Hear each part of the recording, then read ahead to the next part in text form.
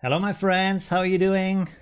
Hope you're well and everything is good. Let's put the chat over here so you can see it in the middle. Turn that off. Hi. Thanks for joining me. Thanks for being part of this stream and also this channel. And yeah, we will do some cool stuff today, hopefully. I want to do some compositions for Instagram today. And also, like I said, talk about the exercise that I have given for this week for my Facebook group that you can join anytime you want. Let me give you the link to it. 1 second. There you go. This is my Facebook group. Whoops. Hi, Twan from Holland. Hi, Richard from Poland. Thank you very much for joining. Yeah, very nice. Okay. As you can see, I tried to fix my light situation a little bit. I also turned off this kind of Snapchat filter because it was messing with my camera settings. I put the lights further away. I have to like buy better lights for my channel. And I also have like my forehead is really still very shiny because I tried to fit in some sports. Right before the stream wasn't the best idea, but I wanted to do my like daily routine basically. Hi Sabine from Germany, thanks for joining. Hi Michael. Hi, I can't read that name, from Thailand, but thank you very much anyway for being here. You have a very beautiful writing. I really like the font that Thailand is using. I don't even know what that kind of writing is called, but it looks really cool, but I can't read it, sadly. Hi Thomas from Germany. Hi Mr. Moth from Denmark, sorry. Hi Norik from Münsterland. Thanks for joining. Yeah. Hi Randy from Winnipeg. How you doing? Is Winnipeg in Australia, or where is Winnipeg? It sounds very I have heard that name before of that location. Where's Winnipeg? Let me see. Oh, it's in Canada. Okay. Interesting. Okay. Hi Arturo from San Diego, California. How are you doing? Hi George from Norway. Hi Randy Rocker from Canada. It's the same. Okay, cool. Same guy. William from South Carolina. Thank you. Samuel from Kentucky. Wow, the bluegrass state. That's cool. Bluegrass like the music, right? That's pretty cool. It's really hard to play. A friend of mine who wanted to learn like for years bluegrass banjo, I think it is, and it's really hard to do. So yeah. Hi Peter from Slovenia. Hi Enrico from Ontario, Canada. Very nice. Yeah. Hi Kathleen. Hi Volker from Germany.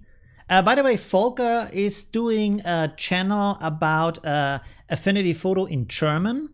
So I don't know if you have already any videos on your channel, but if you speak German and you want to have tutorials about that, maybe check out his channel.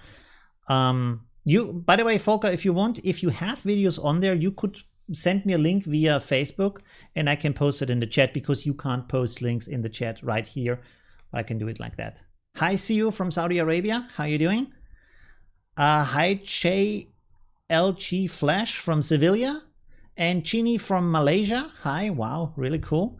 Hi, Kathleen from Rochester. Hi, Ray Ben. Okay, cool. Like the brand from England. Greetings from Burgenland. BV Dude 1. Hi. How you doing? Yeah, around the corner because I'm in Vienna. Hi, Kathleen from Hawaii. Kathleen from Hawaii. Pretty cool. Very nice. Did he send me something? No, he didn't. Okay, cool. Good. By the way, you might know that sometimes I do live streams in my fan group on Facebook. Like, they are very short. They are more impromptu. I did a little one today talking a little bit more about philosophy of photography, like starting like different areas of like different starting points of basically what is photography and how is how can it be seen, and what does photography tell about you? And this exercise for this week is basically a little bit related to that, because I asked people to post their favorite picture and write a little bit of why they took this picture. And I think the results have been really interesting. We will look at them in a second. Hi, Sensity from Düsseldorf. Hi, David from Oregon. Very nice. Thank you for joining. Okay, cool. So yeah. Because I try out different things. Today I did a video about the oh god, what is it called? I forgot the name. This kind of thing, the bendy tripod, Gorilla Pro, I think it's called. Gorilla Pod. Yeah, I did a video testing on different kind of surfaces, not surfaces, but structures, if it holds or something. I have to cut the video and do a voiceover for that, so people can like watch the video. But this will be in the Facebook group, because I have asked my channel. People said they don't want to have this kind of stuff on my channel, more like stay focused on tutorials, which is completely okay. I understand this, because I don't like other channels also who are all over the place. If I have a channel about, I don't know, let's say banjo playing, and suddenly they play trumpet or something, I wouldn't be very happy with that. Hey, Randy from, hey, Vienna, really? Has the Vienna core? Oh, this is a question. Okay. Hi, Daver from Zagreb. Thanks for joining. Pretty cool. I just saw some people want to join the fan group. Oh, 3 people. Okay, cool. We are, by the way, already over 500 people, I think. Let me see. We are 559 people right now on the channel. And by the way, it's pretty soon we will be over 20,000 subscribers on the YouTube channel, which is also really cool to have this many people and share the knowledge with them and have fun with them and really enjoy learning and being creative. This is really, really awesome to be able to do that. It's quite a way off. I think like 800 subscribers or so, but yeah, still. Okay. Should we look at the photos that people have posted, or do you have any questions or any other kind of topics or stuff like that? Like I always try to start with a more relaxed chat about things, stuff like that. Bill, hi from, what is that? Oh, North Central Florida. Okay, interesting. Is that the name of the location? Because it sounds very specific. North Central Florida. Interesting. Okay. Domain from Noel from France. Hi, how are you doing? Samuel, do you use a pen or mouse for your editing? If I edit in Affinity Photo, I mostly use a mouse, and then if I do digital painting, which I do in another software, I use a pen for that, because often I don't feel at the moment that for most of photo editing, I don't feel like I need specifically kind of this precision that I would get from a pen. But if you draw in elements like light effects or stuff like that, like I did this kind of, I do a video on my channel, it's called Cyber Demon, where I have these kind of glowing, like it looks a little bit like laser light, but it's like these bendy strokes around the body, which looks like a 3D effect. If you do stuff like that, a pen is a lot easier to do, because with the mouse, drawing something nice with the mouse is really hard. Yeah, so, but most of the time I just use my mouse for that. Hey, Kevin, how are you doing? Thanks for joining. Hi. No, don't worry. I started a little bit late anyways. Well, like 2 minutes or something, but still. Hi, Bill. North of Orlando, 70 miles. Bellevue, Florida. Okay, cool. Very nice. Very cool. Okay, good.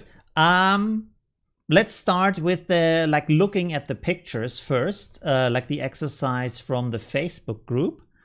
Oh, by the way, yeah, I totally forgot about that. I always forget about that. I still wait. Okay, now I have with the I have to point up here. So this kind of deal is still going on to give you some more entertainment during Corona times. So you can stay at home. It's all of my Pro Packs for 75% off. It's 12 different Pro Packs together in one huge bundle. Some of them even have an online course with them to explain you how they work. And this is why I put this up here, so people know, yes, I have this information, so this should be up here for some legal reasons. I don't know. I'm not a law expert. I just, to be safe, I put this up there. All right. Let's have a look at, there are the pictures. It's 5 different pictures, so that's pretty good. This week, we have to change so you can see something. I have to remember that. Boom, there we go. So now you can see my, oh my God, that's a bit big, maybe. Let's make this a little bit smaller here. I think that's big enough. Oh, I maybe should post a link. I don't know, maybe later on or right now. Let's do it right now. 1 second. If I find it. Sorry, just 1 second. I think that's it. Yes, okay, cool. So in case you want to get all of the Pro Packs that I've done so far, which is 12 months of work on my site, this is the link to the deal. So take advantage of that. And yeah, you don't have to, of course. And there's also, like, if you check my channel, there's free versions of each of these packs, so you can try them before if you're unsure. Some of them are not working with iPad because iPad doesn't support all of the features that the desktop version supports, like importing gradients and styles and stuff like that is not really supported. So doesn't really work in that case. But like I said, you can try with the free pack.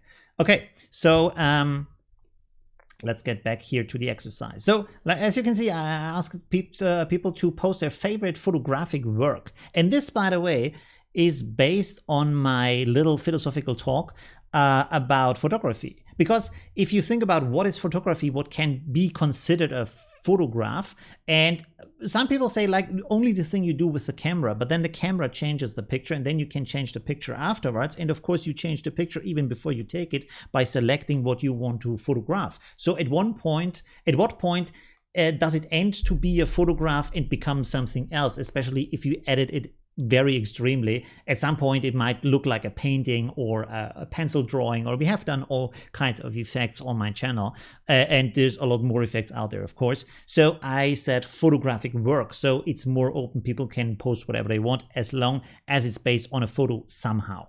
Okay, but this is what it was. And I also asked people to explain a little bit why this is their favorite picture. And this is kind of an important thing, because even though we think that pictures speak for themselves and all these kind of things, we still need a lot of background information to understand what is going on. And nothing basically in the world has any information in it on its own, depending on like cultural information. Of course, there's other information in things that are out there, but cultural information that we can decipher to understand what is going on in a picture and why some things might be more important or less important in the picture, stuff like that. So this kind of information gives a context.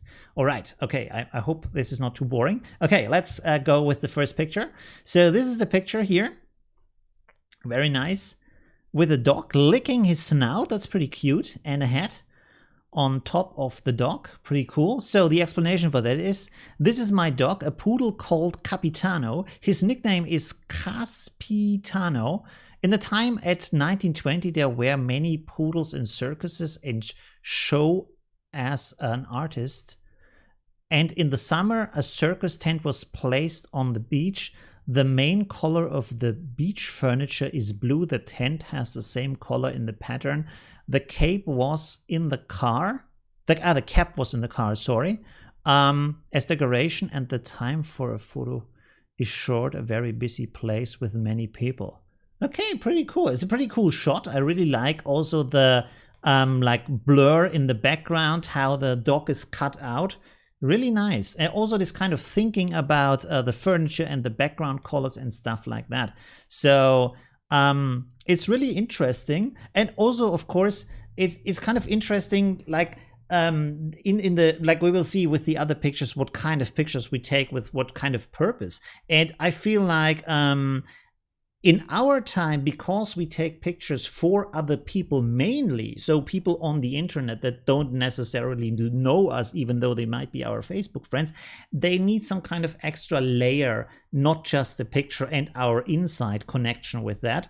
So we have a more of a kind of an entertaining element or an emotional element that we want to put into the picture while taking the picture. So we have, like in this case, the fun element and the cuteness with licking the snout and the head, which gives the dog more of a personality, humanizes it in a certain way. So that's pretty cool. And also the story about this kind of historical involvement is pretty cool. A lot of thought in that picture. It's really interesting. Here's the next one. Let's have a look at this picture. Two kids. These are my, this is a photo of my grandchildren taken in July 2017. Not my grandchildren, from Linda. She's writing this here, as you can see. Each summer we go to Hastings Lake in Alberta for a family reunion. My husband passed away. Oh, I'm sorry about that. In April of 2017. So I thought I would add him into the picture to show that he was still watching his grandkids. Oh my. Oh my. You see, I would have not known that. I wouldn't even have seen that. You can see down here, there is a reflection of him. How did you do that? That is really impressive. So there's a reflection probably from another picture, and this other picture was taken in the same situation, in the same place, and then edited together afterwards. That is really impressive and a very thoughtful picture. So that's amazing. Wow, okay. I'm really impressed by that. Yeah, also I like the colors. Everything is very nice. Wow. Okay, so you see, if you put pictures in a context, there's so much more in them that you can initially see. By the way, I would always suggest this if you go to an art exhibition. There's often like these little info pages and stuff like that. Read them, because the works make so much more sense than without reading them. So that's really cool. I'm sorry about your loss, of course. And this is like a really awesome way to remember someone and to still include them. So that's pretty cool. Very nice. Yeah. Okay, should we go to the next picture maybe? So there we go. Next picture by Danielle. So by the way, sorry, I didn't say the name. So the first one was by Sabine, the first picture. And the second one was by Linda. And then the third one is now by Danielle. Okay, so we have this picture here. Very nice perspective. I like the dynamic that's in the picture. So let's see the story. Don't think straight is in quotes here. Just have a view from another angle. It was a beautiful day in vacation in Bella Italia. We were visiting Ascoli Piceno. I probably didn't pronounce it right. And I took this picture from my girlfriend by a lucky shot. She didn't recognize that I took the picture of her. Very nice, very cool. Yeah, it's a kind of like this kind of street photography where you photograph people without them knowing. And this is kind of an interesting aspect in like today's photography, because like on one time, like this is kind of a different off-topic thought maybe right now, but usually you're like if you photograph strangers or like other people, you should ask them beforehand, but then you lose this moment of having a photo taken in the moment. So this is kind of the legal battle between the arts battle, really kind of interesting. What I also find very interesting about this picture is like this kind of action dynamic. So the camera is a little bit tilted, it's coming from below. And so this is, I think, also getting back to what I said in the beginning, that we try to put more kind of this action and fun and emotional elements into photographs to tell a story and turn them into something that people, even if they don't know the inside things that are happening, still can enjoy and still get something out of the pictures because it is a cool shot that you can share with other people. So to put this dynamic into the picture and to create something beautiful rather than just a documentation is a huge part of photography today because of the way how we use photography online and sharing it with other people. So that's pretty interesting element. And it's a really cool picture, very nice photograph, and very like relaxed and, how do you say, natural, authentic? Authentic is a good word for that. Okay, here's another one by Linda. Very cool picture, very nice. I suppose this is edited. I'm not sure. It could be the sunset as it was. It looks pretty cool, very nice. It has a kind of this a little bit Jules Verne kind of touch with these lights and stuff. Okay, so what's the text by Linda? One of the first photos I ever took with my second-hand Canon 350D in 2016, which is when my real love for photography began. That's a very good moment. I now have a Canon 70D and love it even more. Thanks, Olivio, for your easy-to-understand tutorials. You are very welcome. Okay, that's pretty cool. Very nice, also with the perspective and the dynamic that's in there, this kind of fleeting perspective into the background. It's really cool, and the warm colors is very nice. And also, by the way, another thing that is maybe in here is that when we start out with things, we are still very relaxed. We don't take too much care, like we don't worry too much. So we just take a picture, and this relaxes us and often gives us kind of happy accidents or happy moments where cool things happen. So it is always cool to remind, or always a good idea to remind yourself to let loose, at least for some time, to say, okay, now I'm just testing around. I'm just doing pictures. I'm just like enjoying myself, not taking too much care of the things, because then even if some of the things might be mistakes, you might find new ways to do things. You might be more relaxed and find some interesting new kind of angles and ways on how to look at your art, at your photography, stuff like that. So it's often a good idea to be playful and just let loose and just let accidents happen and see what comes from them. Not saying that this picture is an accident. I'm just saying like it could be from a moment where you just tried out your new camera and a really cool picture happened because your mind was not taking control of every detail, and so things could flow, the creative juices could flow more freely. I hope this was a good explanation. Anyways, okay, let's go on to the next picture. Thank you, Linda, for sharing that picture. And here we have the last one, which is by Christian. And this, by the way, I've read the text before. This is really interesting if you read the text. This was done in IKEA and is splitting light. What? And it's splitting lighting and moody and mysterious, and it's a reflection. I like to think I'm seeing her how she sees herself. Oh, wow. Okay, that's an interesting dimension. I only read the first part before that this was taken in IKEA, which is pretty impressive for a picture just taken impromptu in IKEA right there on the spot. Pretty cool, picture. And it's kind of this kind of reflection on perspective, on viewing things, you know. So through whose eyes are we seeing right now? And like he said, it might be how she is seeing herself. So we could basically look through her eyes, at least emotionally, to try to understand what she is seeing. And these kind of meta layers of images have been around for hundreds of years, and they are really interesting to be perspectives on photography. So to like think about that, and because a picture is not just you looking at the world and taking a picture with your camera, you can also try to capture the perspectives of other people, or to try to put the camera in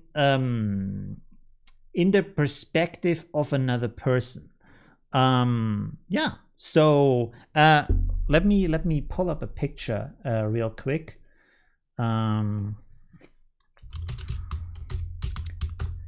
a very like famous historical picture. You probably have seen this before. And the interesting thing about this, let's open this up in an extra tab and then go also Chef Wall. There we go. Okay, so we have here two pictures. Real quick, a little bit of art history. So here we have Las Meninas, and this picture is painted in a way where you are standing where the mirror actually is, because you can see that the little girl here and the painter and also the other people, they are looking at us, but they are not looking at us. They are looking into a mirror, and the painter here, the artist, is painting what he's seeing inside of the mirror, which is really interesting. So we are basically on the other side of a reflection where you usually couldn't be. And this here is a picture by Chef Wall, and this is referencing Las Meninas, where you're also viewing the scene from the perspective of the mirror. So you are basically the reflection, and also these people, they look basically to you. So you are, in this case, the image. The image is basically looking at you, and you are the image or the surface of an image on your own, basically, for these people at that moment, if you know what I mean. So this is really gives very interesting layers to what is a picture, how do we look at pictures, stuff like that. Okay, enough about that. Good. Let's go back to the chat real quick, see what the chat is saying. Thank you, Christian, for sharing these pictures. So this was the exercise for this week. Really interesting pictures. And you can see all of them have these kind of like entertaining, storytelling, interesting element that is more than just documentation, more than just representation of status or stuff like that, what pictures have been in the past that haven't had these kind of dynamic and these kind of dimensions in them, because they weren't shared outside, or they had a completely different use, a completely different meaning of what pictures have been made for also, you know. Good. Okay, wait, I wanted to pull up the chat. There's the chat. Okay. Hi, Inuit from Italy. Inuit. Okay, I hope. Yeah, okay. Hi, Ivan from... No, doesn't say where. Okay, and Mari Joanna. Hi, how are you doing? Is that your real name or a word, like a phonetic play, marijuana? Could be. Has been used in a movie.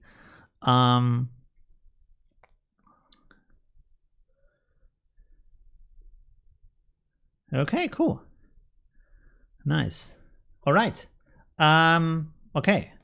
What should we do next?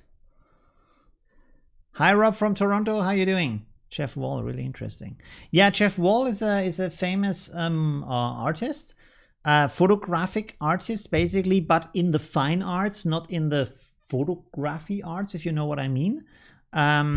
So although they can overlap, but you know what I mean. And the interesting thing, by the way, is he studied art history. He didn't study art on its own, but he became an artist afterwards because he was interested in it. And this is also why a lot of his work is based on these kind of historic connections in his artistic work. You should check him out on the internet. He did some really interesting works and references to classic art, classic painting, stuff like that. Really cool works. All right.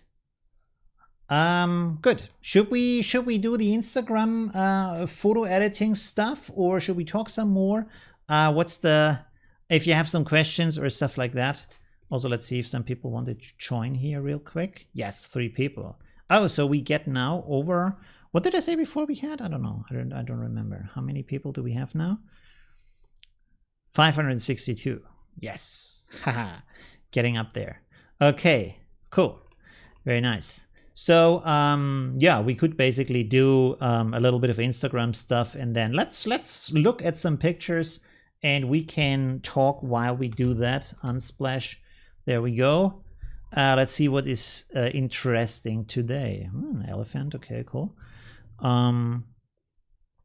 Like, you know, I have this kind of Instagram account where I haven't posted in ages. I forgot. Also, the pictures I already have created, I didn't post them there. Completely forgot about that, and the time lapse and stuff like that. So I want to do some stuff like that. Maybe some with Flash again. I really... Oh, no, is it Flash? Yeah, it's Flash. No. What is the... I use the word thunder, but this is not thunder. And this is like a flashlight? Flash? I don't know. Blitz. In German is Blitz. Oh, the comic character is called Flash. And he's like... So that should be it. I don't know. Anyways, okay. So I want to do some pictures like that. Oh, that's beautiful. Okay, sunglasses. So let's see if we find something cool that we can use for a picture. So this is like always kind of the challenge during the live streams, if you're here for the first time, that I try to find some pictures online and then do something interesting with them. Shooting something with the dog, that would be interesting. Like a demon dog with glowing eyes. That could be funny. And maybe some like... that could be... We could use that. What is this, by the way? That looks pretty strange. We can edit that out. So that could be the first idea. Oh, that's a cool picture.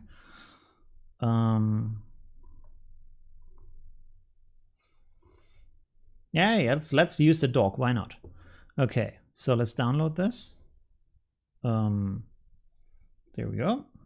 Bloop. And then new. I want to go with... Whoa. Let's put this over here. Sorry, I have a second screen, and then when I stream, it pops over to the second stream. So I made my presets here. I'm using... I think in the past I used 4000. Because if I want to do prints afterwards, so let's try 4000. I hope it runs smoothly with the recording. Let's place the picture in here. Where are we? There. So this is the dog. Oh, this is not very good from the resolution. Okay, let's go with 2000 then. If we can't do it otherwise. 2000, there we go. Place. Boom. Okay, that's good enough. Yeah, that's perfect. Maybe even a bit too big, but we can resize that. And what is this? It's really strange. It's like he has a tooth there. And you can even see the hair on top. That's really strange. What could that be? Let's see if inpainting gets this or not.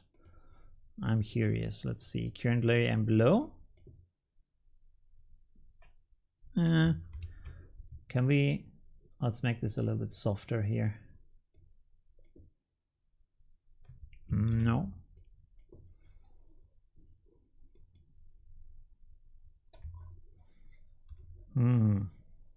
Yeah, okay.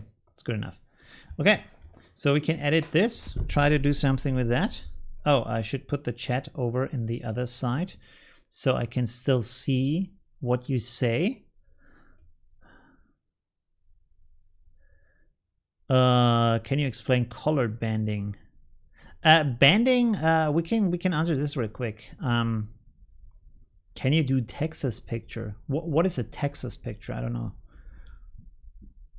Okay, lightning is the right word. Lightning McQueen. Okay, so what is flash then? Lightning flash. So both together. Okay. Banding. Banding is happening is when you like the explanation is if you have 8-bit, usually you have only per color you have 256 different values that it can take. And so if you think about your screen, and the screen has a resolution, and let's say it's a HD screen, so the width of the screen in pixels is 1920 pixels. So that means if you have a slight change in the same color from one side to the other, there aren't enough colors that you display in 8-bit. So the pixels repeat in the same color until it changes enough, and then they repeat in the next color until it changes enough. And so it looks like these looks like little steps that you get in the picture. And this is what banding is called, because it's kind of bands that you get in your pictures. And when you change your picture during editing to 16-bit, then you have a lot more colors, or like steps in the color. Like I think it's 16.7 million. Could that be? I'm not sure. So you have a lot more colors, so you don't get this kind of banding, or not as quickly. You like in a huge resolution, maybe not, I don't know. And now if you export the picture in JPEG, it's getting back to 8-bit, of course, but what the software is usually trying to do is called dithering. And dithering means that they don't just like switch from one color to the next, from one step to the next, but they try to sprinkle in some other steps. So it looks like it's smooth, although it's not smooth, just to confuse your eyes a little bit. And then if you export a 16-bit picture to 8-bit JPEG, it still looks a lot smoother rather than if you would have edited in 8-bit in the first place, which is only like it. Sometimes you see it and then you can change it to 16-bit in that case. So yeah, this is like what banding is and how it influences the picture, and how you can kind of avoid it with getting up to 16, then getting back to 8. Hi Alex, how you doing? Flash, the old Adobe photo program. Yeah, or like animation program. Yeah, Adobe. Yeah, that was pretty interesting back then. Yeah. Thank you, Jeannie. You're welcome. Okay, so let's go into this picture here and play around with this a little bit. Okay. So I thought maybe like some glowing eyes and some flashes around it, or maybe I thought we could do maybe the fur as flashes or as flames or something like that, or like burning ears or something like that. Let's see. Let's try to do the eyes first. I will maybe create. Maybe it doesn't. Yeah, let's make a shape. So we take here our pen tool and just let's do a shape around the eye socket, not just the eye. So it's more eye shaped like that. Pretty easy. You can see I'm using straight points, not bending, because it's going to be blurred afterwards anyway. So we can now fill this with any kind of color we want. I want to use white. Like that. So we have this eye here done. Oh, okay, that's great. I should maybe lock the background so this doesn't happen. Okay, and then we have the other eye over here. Let's do it like this.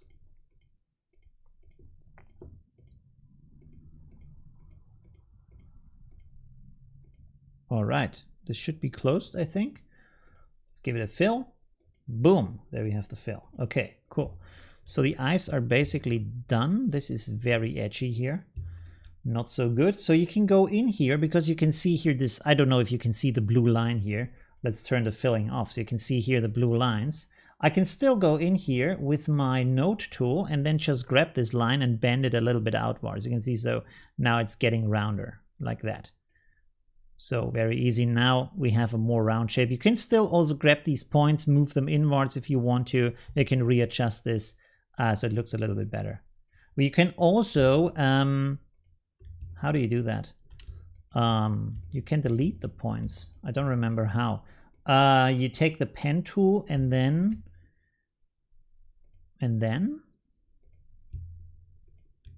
no. 1 second. You take the node tool, select the point, hit delete on your keyboard. Yes, that works. Okay, good. And then I can bend this upward, and now it's rounder. Okay, good. So that should be good enough, because we're gonna use a glow around it anyway, so it doesn't have to be too round. So now we have our dog eyes. And we can now use effect outer glow and then make it glowy. Maybe red glow. Oh, that's a good glow. Okay. I can switch over to hex, which are internet colors, but I have this hex code here. It makes it really easy to copy colors from one to the next. So I can just go over here, although I can simply copy the effect afterwards. By the way, I want to show you another thing. Let's turn the glow off. One thing you can do is you can make a second glow with shadow, because if I make the radius here, and it doesn't show up right now. And you can set a color. Let's set it for blue, for example. And this still doesn't show up. But if I click on the little cogwheel up here, this one, I get here these additional settings. And here you have blend mode. It says multiply. This is the reason why you don't see anything. But if you set it, for example, to normal, or if you set it to screen, nothing happens for some reason. Oh, the opacity is also low.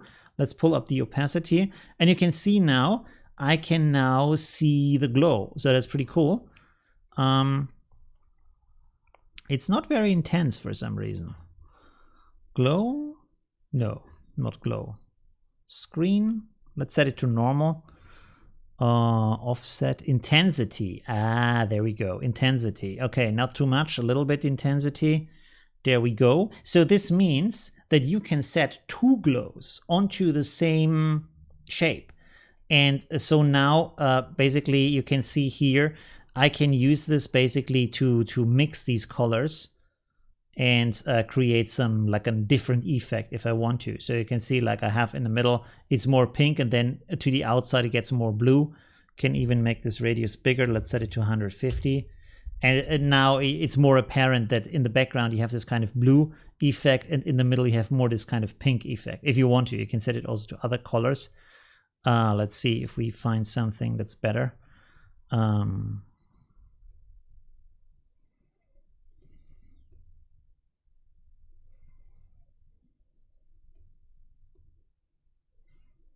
mean, this is not bad. Like that. So it's like a darker blue on the outside. So you can see, if I turn this off, it's a nice glow, but it's a bit simple. And then if I turn this on, it's a more interesting glow maybe, you know? So, but you can like decide what kind of thing you want. You of course can copy the shape and make two glows and then have them interact with each other. You can also do that. Let's play around with the blend modes here. We can find something more interesting. Overlay. Yeah, overlay is not bad. Let's have a look at soft light. No, overlay is a little bit better. It's a slight change. We can see here, this down here is a little bit more blue if I do that. So now I can go in here and I can select this and say right click and then copy. And then if I go over to the other side, for some reason I can't go right click and paste. Let's try right click and paste. It just does the layer again, so that doesn't work. You have to select this and then go up here, edit, and then paste FX. And now I have the effect on the other side, although this is way too small, so this doesn't work. We have to adjust that. Let's make this bigger. Here, boom, boom, boom, boom. Radius. Ooh. Outer.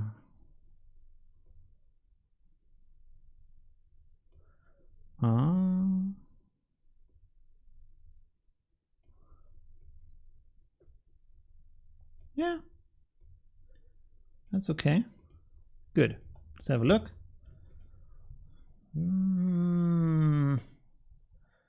Yeah, it's not bad.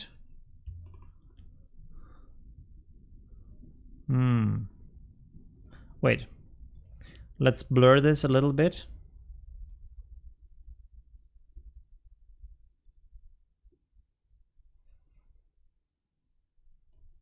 I think this is better if it's a little bit blurred. Yeah, that's better. Okay, good.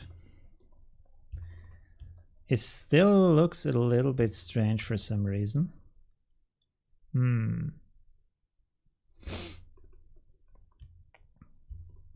By the way, you could now also make a next layer. Like, let's make a next layer, and then I copy the style onto this layer. And now if I use a brush, and this here, a pen would be better than a mouse. Let's take white as the color and make this a hard edge like that. Make it smaller. And so now I could, for example, like paint this onto here.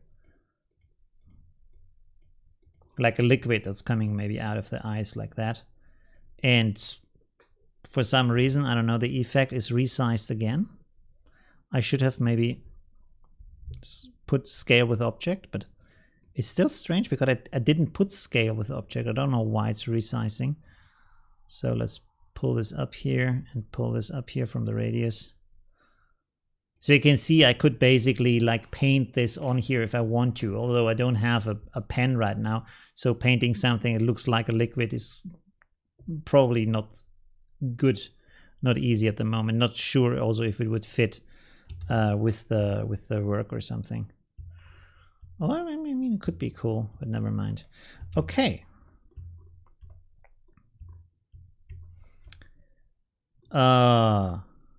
Okay, let's bring in the flash. Let's lightning. Let's see. There we have some lightning. Oh, this is my favorite one here. I always use this one. Let's try that. Whoa, okay. Already painted on it. That's not good. All right. So what you can do here is you simply go to the cogwheel up here and then reduce all the parts that are dark. And this is great because lightning is very bright, so it's easy to get these darker parts here. And you can use it like this. We have some of the clouds left. You can use it like that, or you can make it even like more extreme. So only the strong part of the lightning is left, and then you make your own glow for that. Because if you do these blend options, other than with a mask, I think with a mask it might also work. I'm not sure right now, but what I want to say is that the effects, they grab now around the things that are still visible, not around the outside of the image, but the outside of these kind of elements, which is really cool. Because now if I go here and I say, why does this still have the effects on them? Okay, anyways, outer glow, you can see here, I can do my own glow if I want to. Let's make a different color, like this, or like blue, or any kind of thing you want. So you can do a really interesting, like cool flash. And if you want to have the inside, let's zoom in here a little bit. If you want to have the inside brighter, you can go inner glow and then set up the radius like that. And you can see this just fills the inside with white color, or any other kind of color you want. So this is more like the kind of, you can create your own flash with that, basically. As you can, flash, lightning, anyways. Good. This might be a bit too much.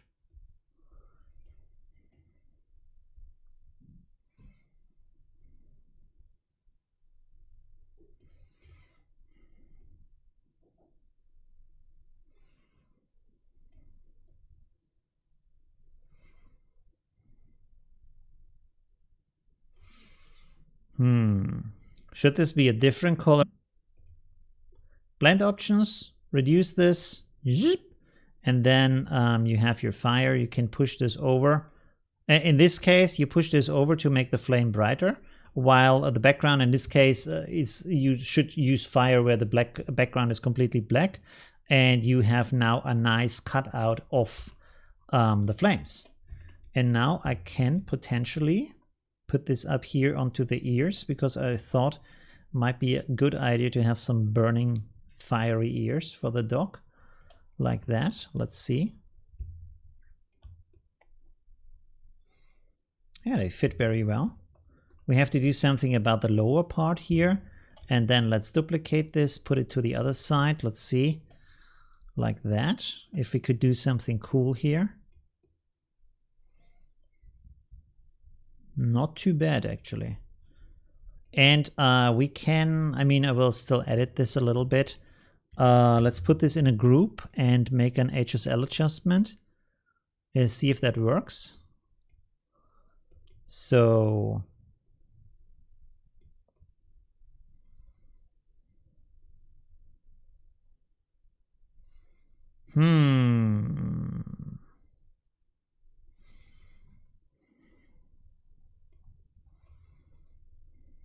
I thought maybe we could make pink fire, but this looks kind of ugly. Why do all these colors work, but not pink? Blue doesn't work either. Bleh. Okay, that's not good. So let's try something else. Let's make an overlay here, like just a shape, and then make this pink, and then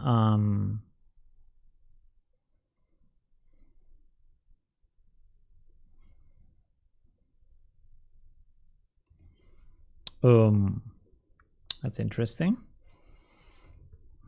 1 second.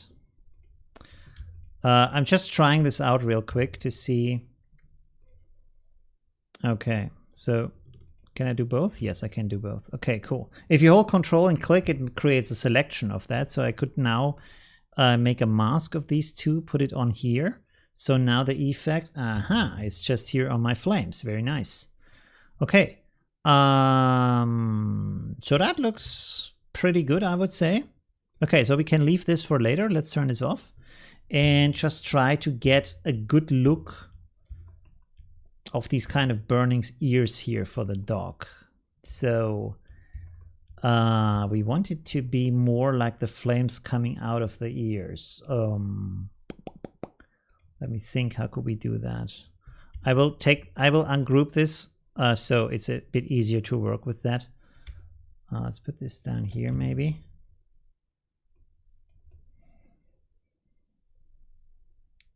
Should the flames go over all of the ear or just like the tips here? Because we could make this bigger and then cut away parts, but I thought it looked better like this. And then we probably need something down here that's also kind of more like flamish.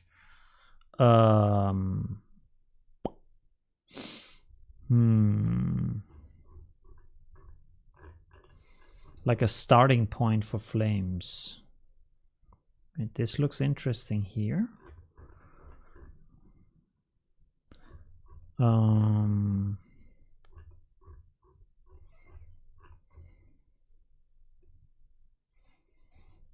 Let's try this real quick. Oh, that is also a nice flame. People still here? Yes, okay, good. All right.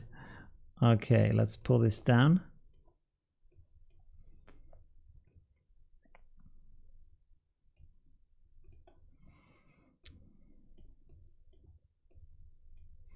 And I know when you watch my like if I do these kind of things, as you can see, I work pretty slow, so it might take a bit to get this finished. This looks actually a bit better than the other flames, right? Yeah, that's nice. Okay, it's pretty cool. So maybe let's go with that one.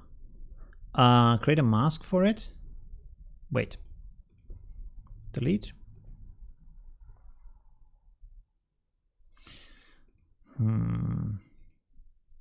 You see, sometimes with Affinity Photo, I have this effect where I put on a mask which doesn't have anything on it, and it changes the look of the layer for some reason. You see, if I click now on the mask, this is changed. But only sometimes. Other times, it's not changed. It's really strange. And I found that when I set now the mask to erase, no, this didn't work in this case. Doesn't do anything. I don't know why this happens. Sometimes this happens, sometimes it doesn't. It's really strange. We could put the thing into a group and then apply a mask to the group. Yes, that works. Okay, good. So we have to find a little bit of a workaround here. Okay, so now what we want to do is to paint on here to hide these parts. That doesn't look good.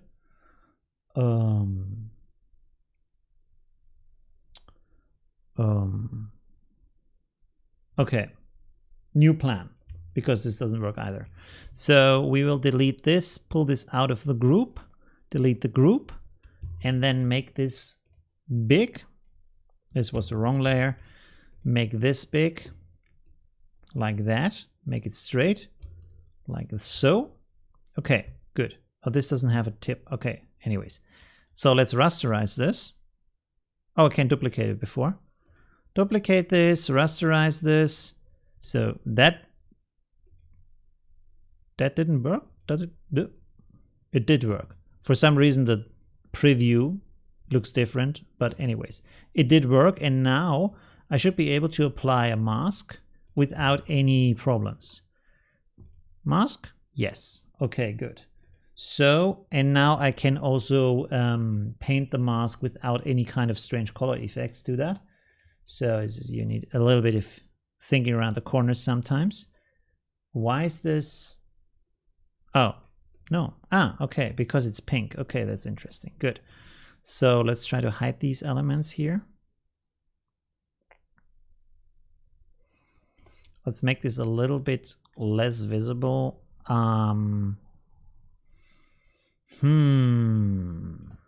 want to... Okay, 1 second. We are on a good direction here. I only need to reduce some parts here. And this doesn't look very good, but we can try with other brushes. I have downloaded this fur brush, and we have to edit this a little bit. So we want to have rotation, and then, okay, so you can see this looks pretty furry right now. So I want to also make this smaller. And now technically, if I paint on this, if I manage to paint on this, there we go. You can see we get a mask that has furry features. Very nice. So let's paint on this here also. Aha! That's good. Probably not going to see that on Instagram, but still, you know in your mind that this is there. Okay. Also, we should have put the fire in the right position before we created that. Oh, that was kind of good. It's kind of good. So we can leave that. That one is done. And then we have to do the same thing for the other side. I think this flame is better than the other one, right? So let's delete the other flames and then duplicate this over to the other side. Okay, my mind is... This is pretty cool. That looks pretty good. We want to make this a little bit bigger here because this ear is closer to the camera. Good. Okay. That looks pretty cool. Here we can apply the mask a little bit. Let's delete this mask and then add a new mask and take our super brush. There we go. With the fur effect on it.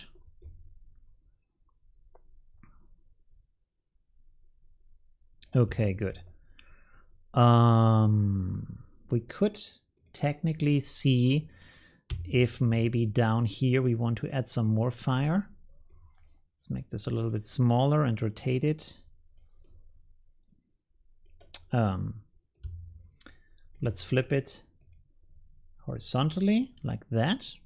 So we have this kind of edge down here, as you can see. And so we can create these kind of flames shooting out of this a little bit. Let's put them in the behind. So you can see I put the other layer on top of that. And I would say, yeah, it looks pretty good. Okay, cool. So now what I'm going to do is to select all of these layers and group them and then duplicate them. And then I take the background layer and rasterize it. And then I can blur that in the background like this. And you can see this gives me this kind of shiny glowing effect around the flames. And we can also see if maybe with screen or another effect, we get a cooler effect. Hard light makes it pretty orange. Yeah. Let's leave it like this with screen, that's good.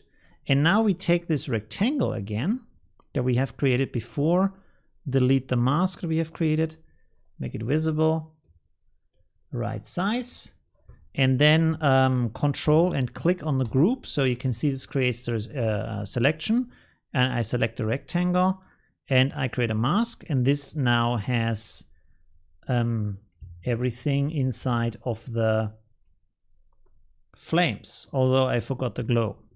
Yeah, let's include the glow also. So let's yeah, click on this and then hold shift and click on the glow, and then create a click on my rectangle, create a mask.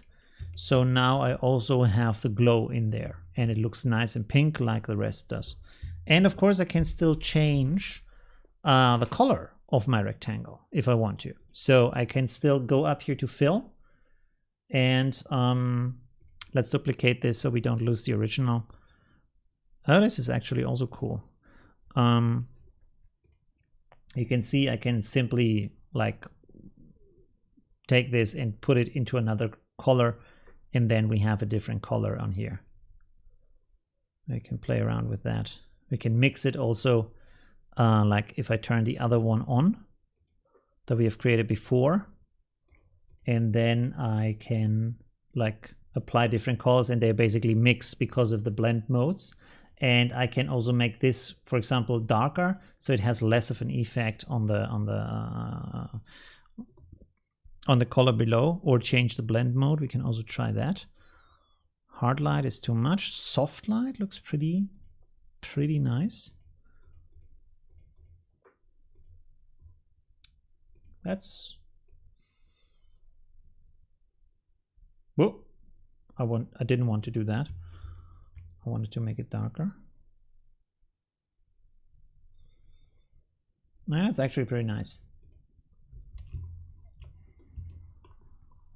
I feel like something is missing. Something is like, it's like, it could be better. And also I don't like this part here. Where is it? That's the part. Give me the brush. No. No. What am I missing right now? 100%. Am I not on the right layer? Oh, I'm not on the right layer. Okay. Oh, and this is, so I have to do this here and then also here, I guess.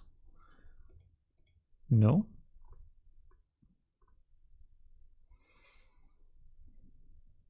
No, what's going on here? 1 second.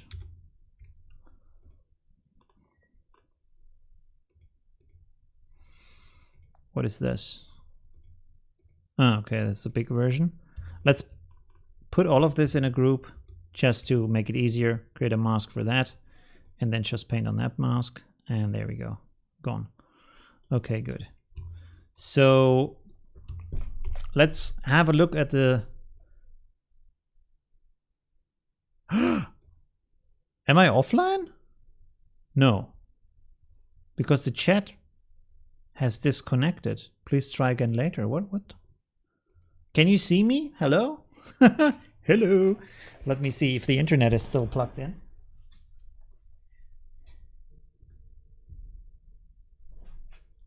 Oh.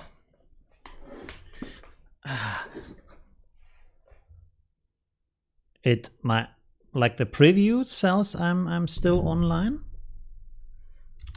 Can you see me?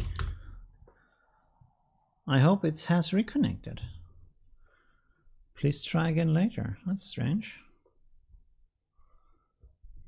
Let's close the chat and reopen it. Pop out chat. Ah, yeah, okay. Ah, okay. For some reason the chat window didn't work anymore. It works. Okay. All right. Good. So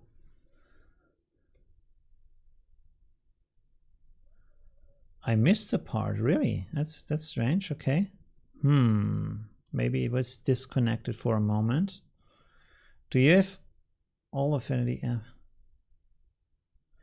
Do you have all Affinity app? Is it worth it? I hear they all work together. Be able to switch to the apps quickly. If you need them all, then it's probably worth it, but you have to think about if you need them. So Affinity Photo is for photo editing, then Affinity Designer is for vector art, like illustration, and Publisher is basically for layouts, if you want to do a book or stuff like that. Also ebook, stuff like that. If you do these kind of things, then you need Publisher. But if you only do photo editing, you only need Affinity Photo, of course.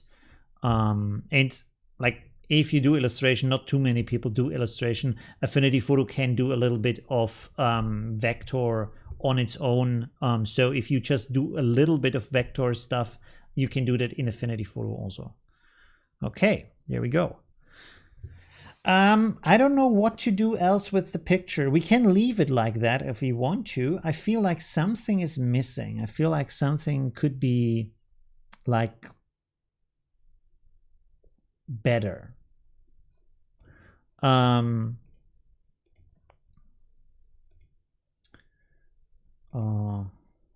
Let's see. Growl. It's perfect.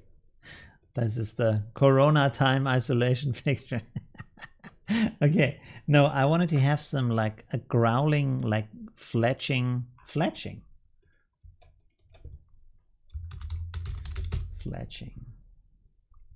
There we go. So I just wanted to look at the dog tooth. Although this isn't like the best perspective, but there's a little bit here.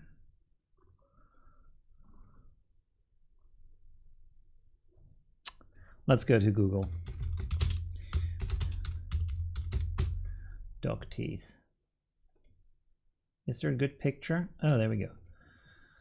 So it runs like this. Let's make a copy here real quick, just for a second. So basically we need this shape here. That is pretty big. Okay, I can't do it like that.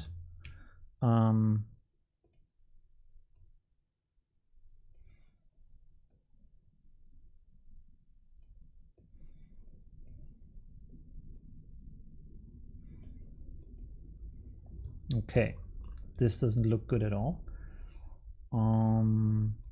Node tool, and then okay, I changed the node. That's not good. Can bend this a little bit.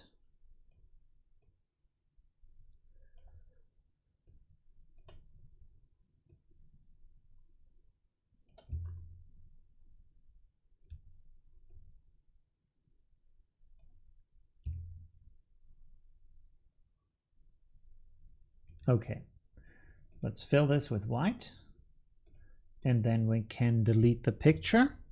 Boom, there we go. So now we have a dog tooth, and we can basically put it here on the corner. Make it a little bit bigger, put it here, like so. Mask our furry brush again. I hope it's still selected. That's good. Make this a little bit smaller.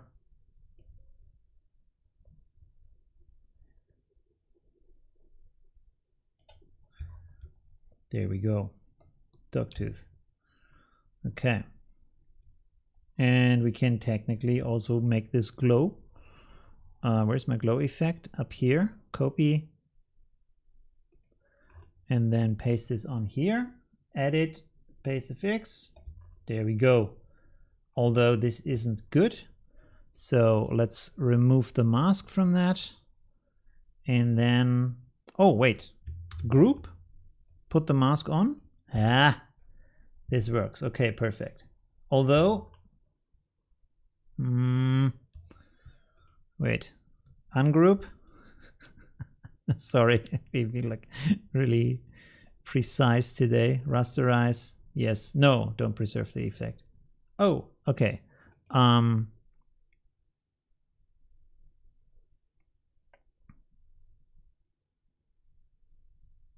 Lighten? Is it? That's better. Okay, cool. What was the blend effect we used here?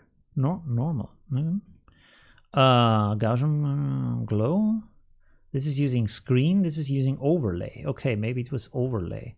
Let's see. No.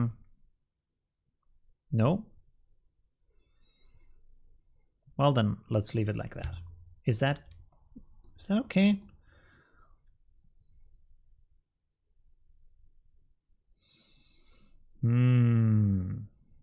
Undo. 1 second. So third version. Sorry. Third version, we will create a mask from our like a selection from our mask, and then I just create a pixel layer. And let's see if I paint on this. Okay, the selection is the other way around. So select, invert selection. Paint on that. And then I have to take the eraser, and this is way too big. No, that doesn't work either. What is this now?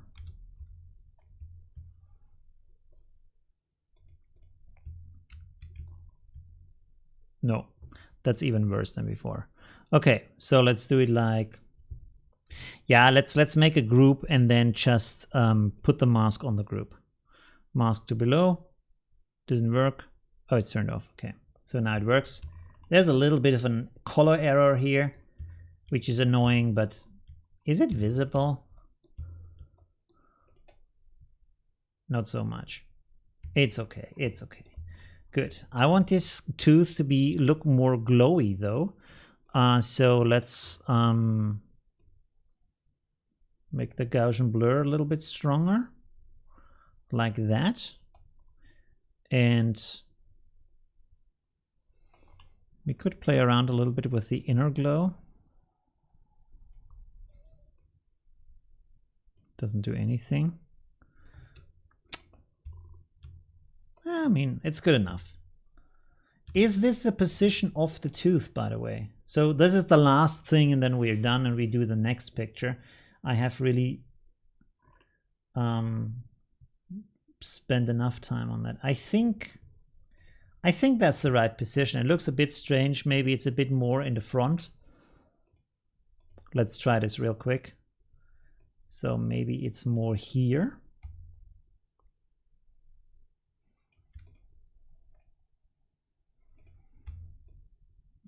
Oh, I made a second one. Okay, that's not good.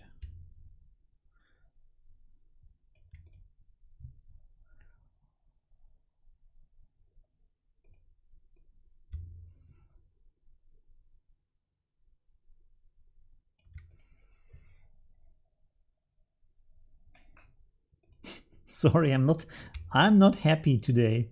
I made another copy. Okay.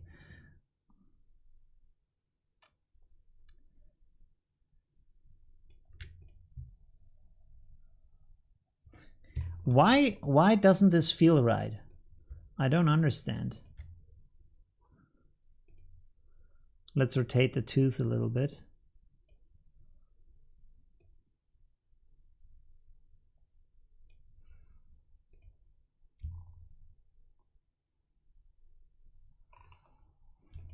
For some reason, I feel like it doesn't really...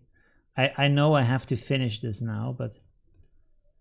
And also it doesn't sit on the lip right now. Where's the lip? The lip is here. There we go. Okay. Enough time wasted on this. It still feels a bit strange. I don't know why. Yeah, there should be some glow on the fur also. That's true. So we should have some kind of glow behind the tooth also. Let's duplicate this real quick and put the layer below and then rasterize all of this. rasterize, and then blur this. And then let's see, could we...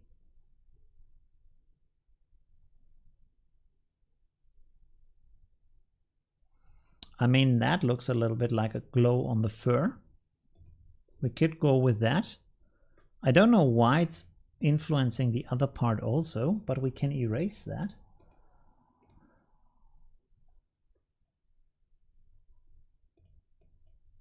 No.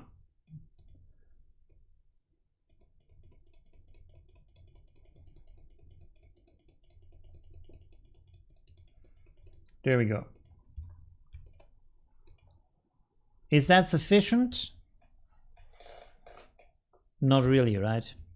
It's not very sufficient for the kind of glow effect. You can paint the glow in. I feel like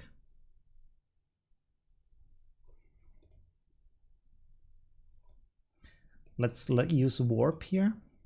Bend this outward a little bit. Aha, tricky. So this is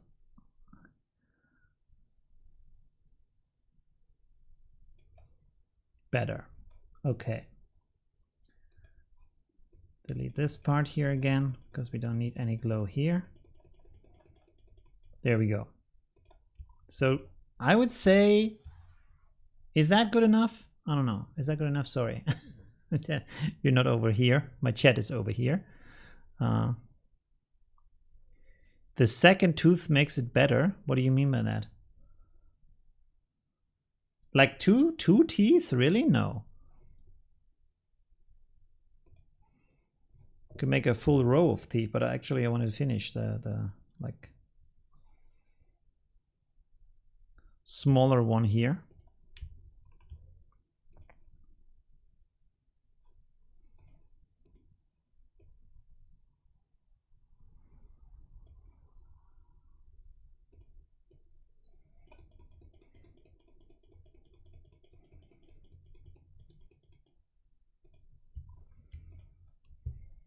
Yeah, that's cute. Okay. Maybe move this a little bit over so they are connected. No, was better before. Why doesn't it? Oh. Redo. No, let's just paint this on again. Okay, good. That's okay. Okay, let's do the next one. On the other side, yeah, but how would you see a tooth over here? Because there's like the snout in front. So if it's like on this position and it's like, this would be here. And you would be like, you see maybe a tiny bit here, but it wouldn't stick out necessarily because the snout is on in front of it. I would think. I'm not sure. No, that's okay. Let's finish this. Let's save that and start the next one. Okay, good. So one picture done. Took a really long time. Okay, new one. Let's also go with 2000. Should be good enough for now. Let's close this. And then let's see what else we can do. We had this picture here. Let's go back to the start. Scroll down again a fair bit.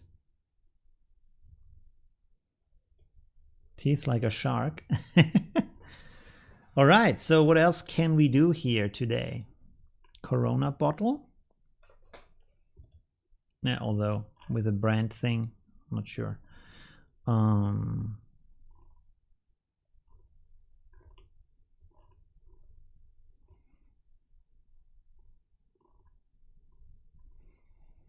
What else could we do? How long is the stream, by the way? 1 hour 20 minutes. Okay, good. Still people around? Yes. Okay, cool. I should put this up here so I can see both at the same time. What the hell is going on with all this? What is this? Louis Vuitton stuff?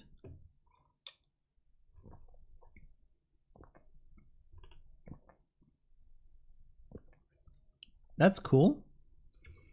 We could do something with that maybe. like some glitch effect stuff. That could be interesting. Maybe with the like light leaks and stuff. Let's try that. Download, place. Where is it? Downloads. There we go.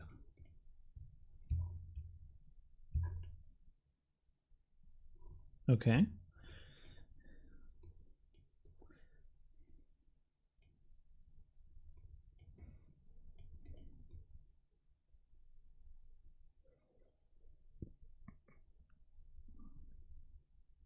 Good.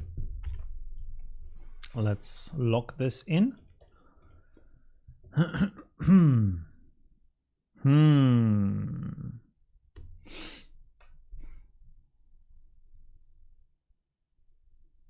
By the way, I always wanted to do this kind of effect where you cut around and then you put a bit of the head higher than the rest.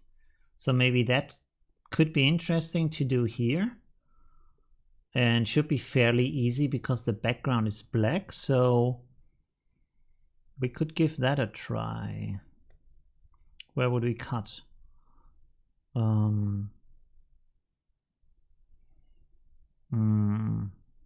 Maybe like here, and then put the rest up. So we can give this a try to see how that would look. Let's see. So I take my where is it? There we go. Pen tool. And then we have to construct the back side of the head, but that I hope isn't too complicated.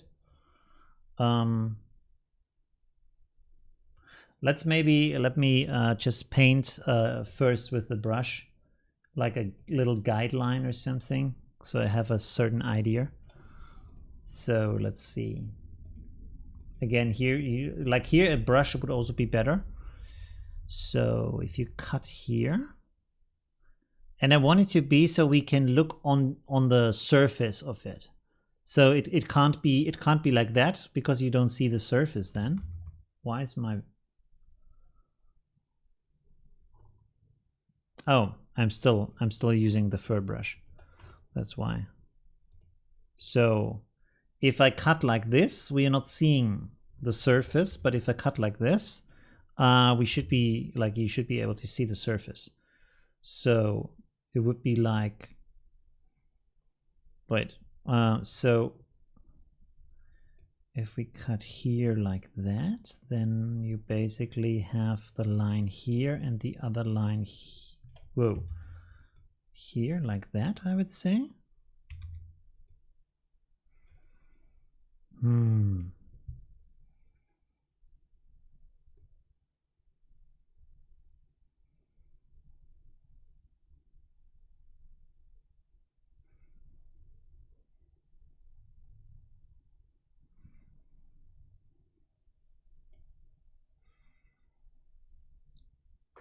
Maybe. Let's try that. Okay, so let's take my pen tool and then start to create these lines. Let's lock this here. So it's still, why is it still snapping? 1 second. View rulers, where's my snapping manager? Let's turn everything off. And it already made the first point, so okay, good. It's still snapping? What the hell?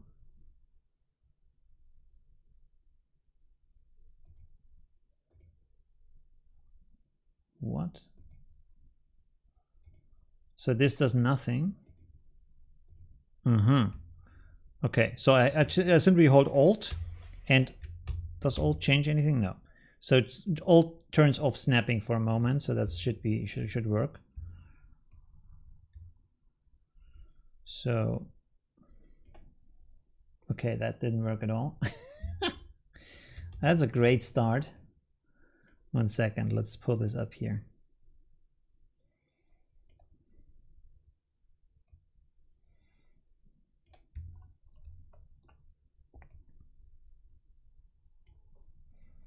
Okay, I should bring this in a bit more.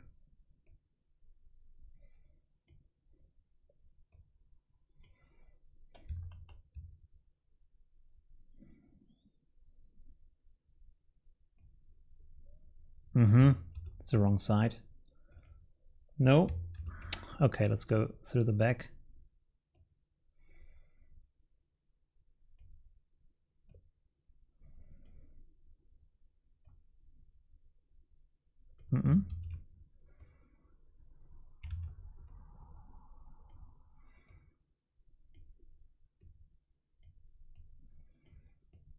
Yeah, I have to readjust this later on.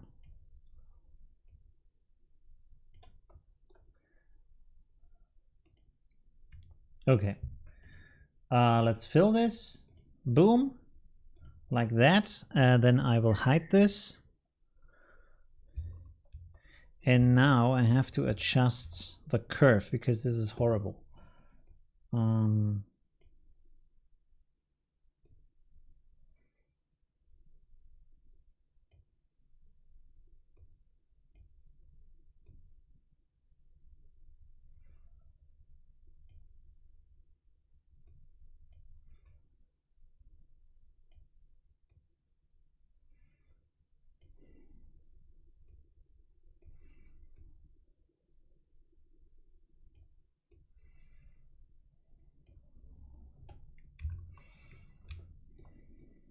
One second.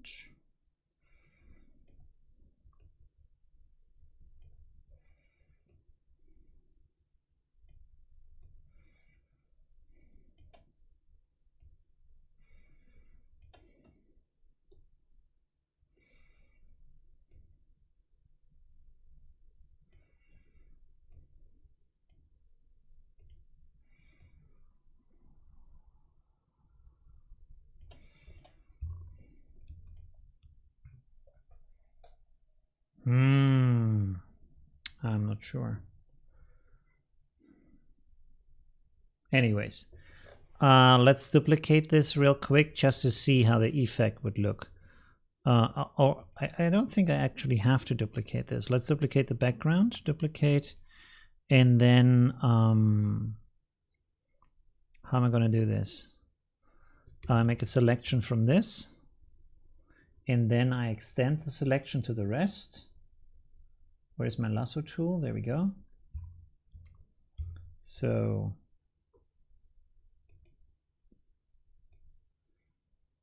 let's take the rest of the head like so. And technically, rasterize this. Technically now, I should be able to move this up and just, let's put this on top. Move this up. There we go. Pretty cool. Take it like that. And then make a pixel layer here. And we paint in the bits in the back. Take the color from here. Make this a soft brush. Make it bigger. Cover this up here. And cover this up over here, like so. Wrong color. Let's take this color. There we go. That doesn't look too bad. I thought this would look a lot worse, but it doesn't. So that's pretty cool. We can even put the head a little bit higher. Maybe not. Should we like go really high? Like so. Let's paint this in here.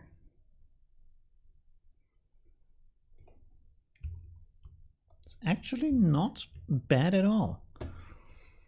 Okay, so here I want to duplicate this and then no fill and have a stroke on the outside like so. And let's make the stroke, let's make it white for a second and add a glow to the stroke. And make it blue maybe.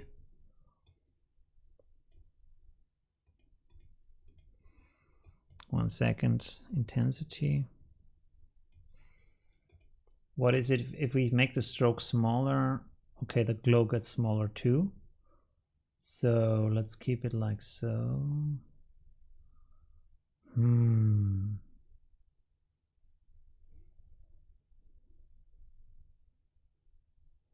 Do we actually need a stroke?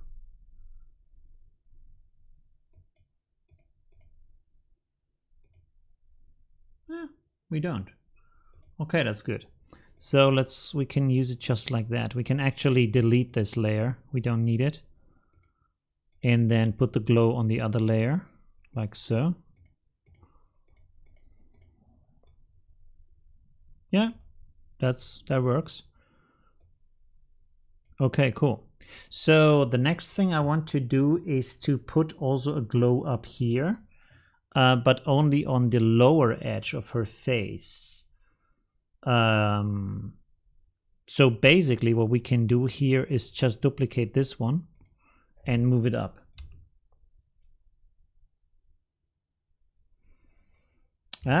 Maybe we need a little bit of a white edge here, like so. Blur this a bit.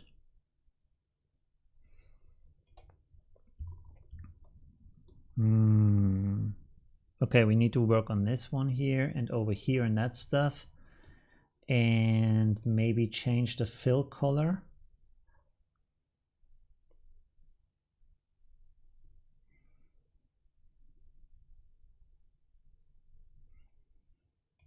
That's kind of good. We could also change the fill color down here. Let's have a look at that.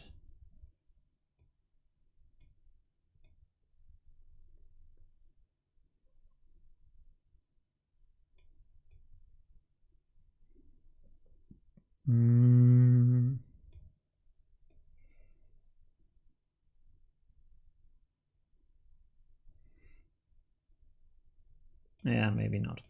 Okay.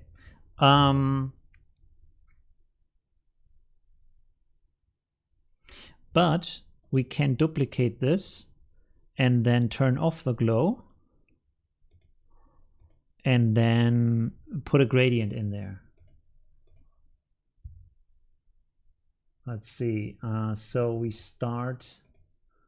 let's start with the dark blue we take from here. And then we also want to have the dark blue on the other side. And then we put a bright blue in the middle that we take from here.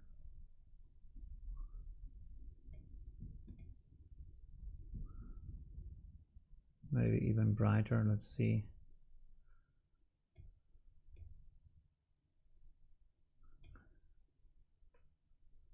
Is this linear? It is linear, but it doesn't look good.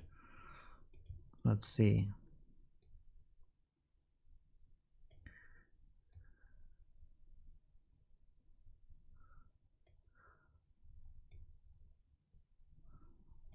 Okay. And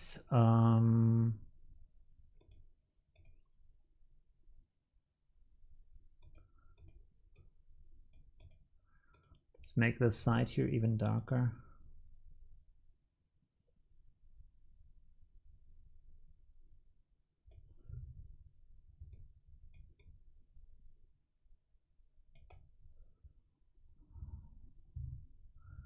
The same on the other side.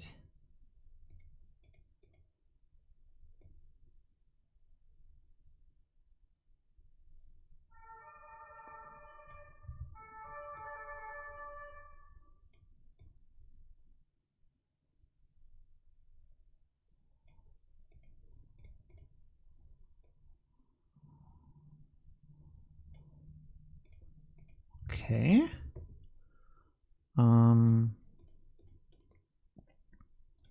Let's duplicate this to make the glow stronger.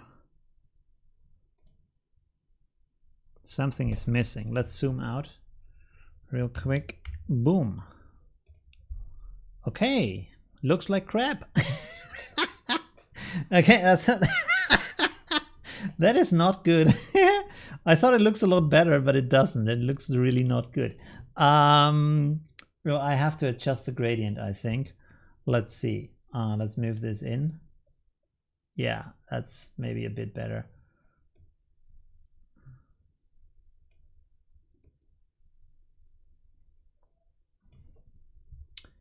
I feel like we should paint the gradient because this looks really not good. I don't know what this is something I don't understand about, like how Affinity Photo does gradients. You see here, like here you have like it should be smooth, but suddenly it goes bright right until the spot and then suddenly goes dark for some reason. You see here, like it goes until this point and then nothing. Why isn't this like soft? It should be softer, but we can paint that. So maybe select some colors here. Wait, I will put this down here. Okay, and then we will make a selection of this, but without the glow. So this is bad. Let's put this up here again. Make a selection here. Okay, and now I pull this down here and I make a pixel layer. And now we can zoom out. And I can basically take a soft brush and just paint this in. Let's see.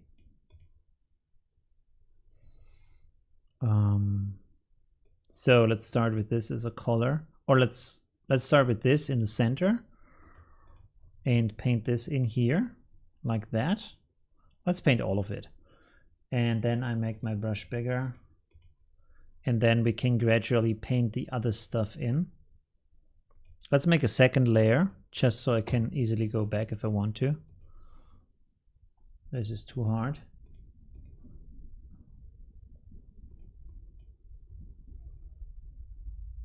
No, that's a bit too much.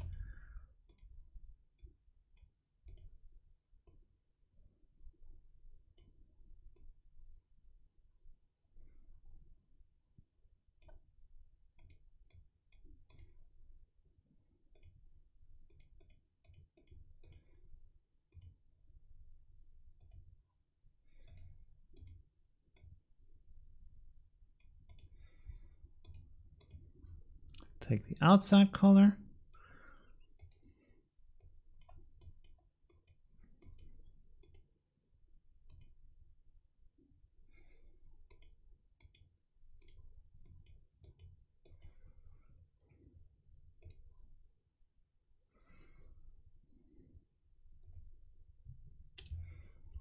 Is that better?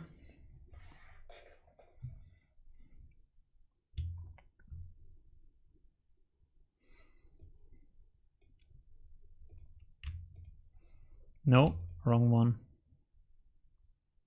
There, what? Oh, okay. So I was like, what the hell?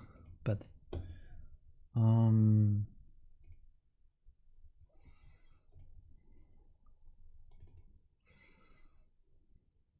we can actually just go like this.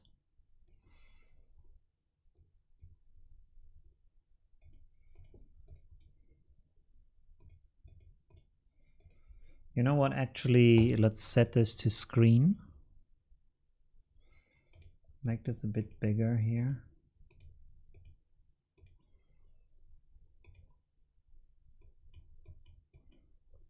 Oh, okay. I forgot to make the selection first.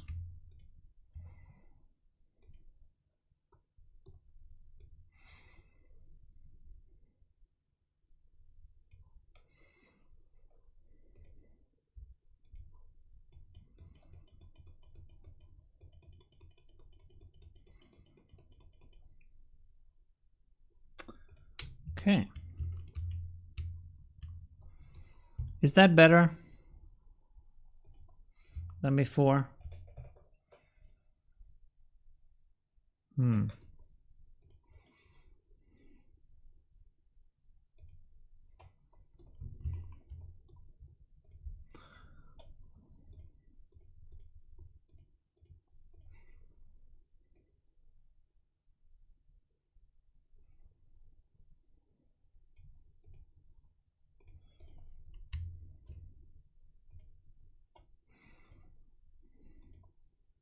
What is it? Okay. Put all of these in a group and then blur this a little bit. Ooh.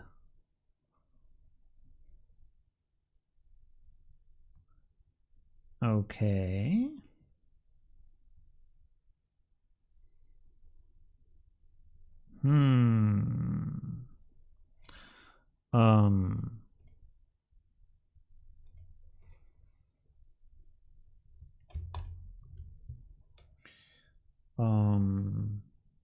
Selection, shrink, selection, feather.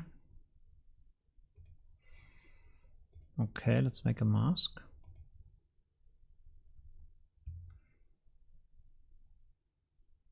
No. Selection, feather, some more.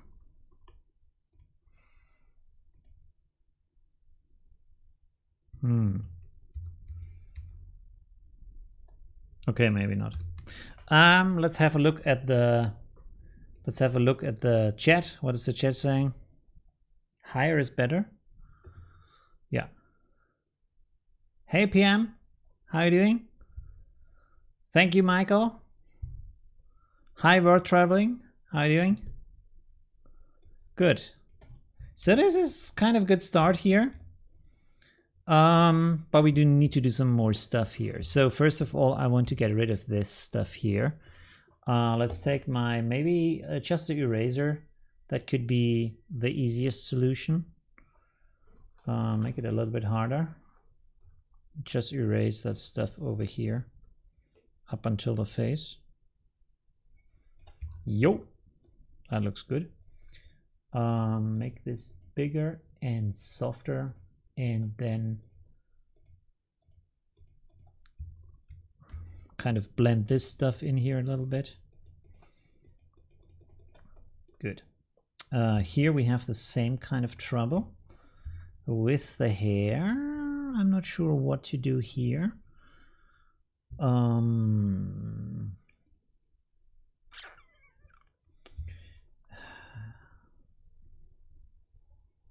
mean,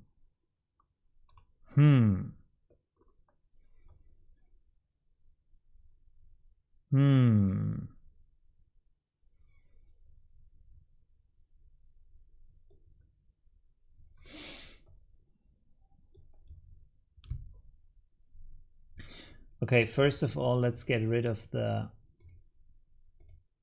parts up here.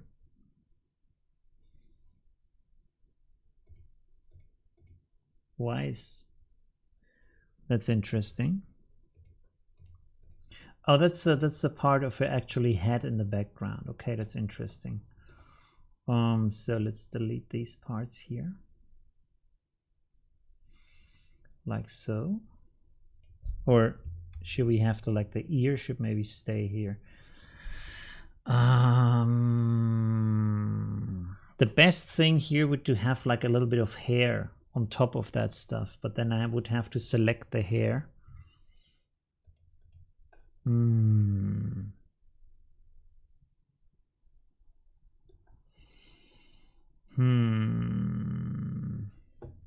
Let's have a look at the hairbrush again. It's a fur brush, it's not a hairbrush, but maybe it still works. Let's see. So let's make this black, because it's basically just a contrast to the light that's going on. And for some reason now I can't see my brush anymore. Why?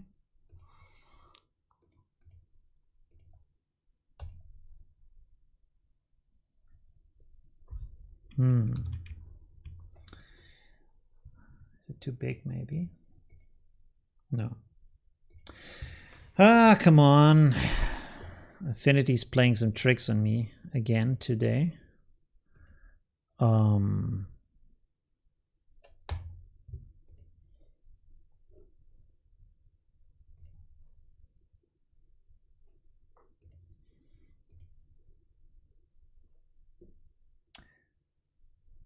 Everything is okay. I should be able to see the brush, but I don't. Let's make a new layer. Doesn't work either. There isn't any effect on this. I don't know why. I can't see my brush. Let's switch to another brush. Basic brush. I can't see that either. I'm in the eraser tool. Okay. Good. I was in the eraser, so this is why I can't see my brush. Now I can see my brush. Yes. Okay, good. So let's see if we can just paint in some hairs here that look kind of realistic.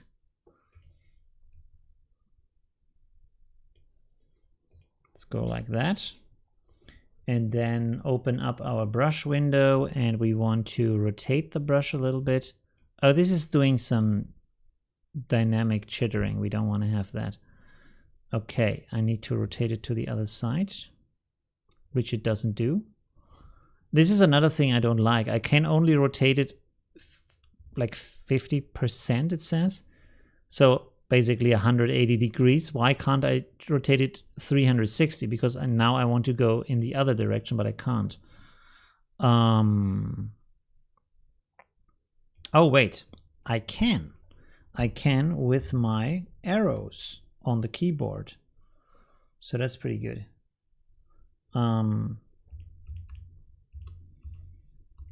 So let's see if we just paint some hair in here.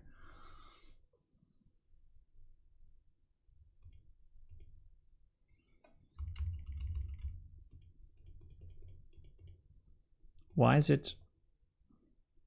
Nope, sorry. We have to restart. This is doing some more adjustments in the dynamics. So this is a scattering here, as you can see, and also a shape jitter. We don't want this either. So now we have more control over it. I think I want to do it a little bit smaller and also a little bit darker. Let's go like this. Whoops, already painted some. Boom, there we go. Okay, so let's just...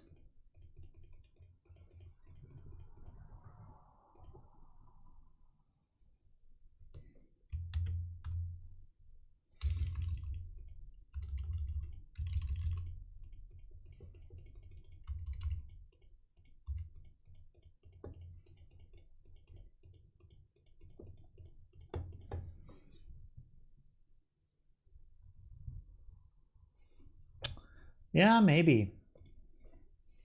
Yeah, we can use this again. Let's put on the rotation, make it smaller, like that, and then also here smaller, and then let's remove all that stuff here. We don't need that stuff either.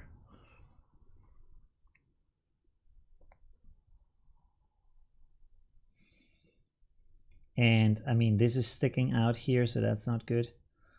Let's just remove that stuff here.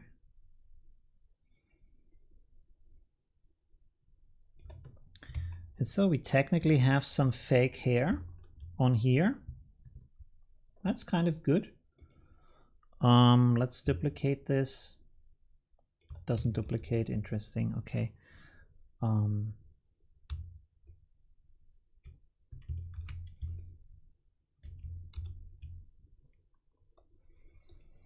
Okay.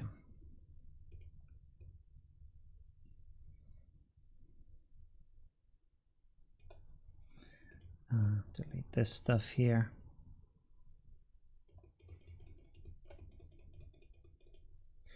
So let's put both of these in a group and then apply an adjustment for curves. So I can make this a little bit darker. Pelusa. My cat is not happy with me right now. Okay. So that's that stuff here.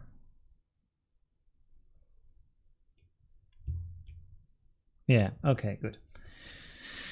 All right, so let's call this hair patch. And then I will let my cat out of the room real quick. 1 second, I'm back in a second. Oi. Come, Pelusa. Come.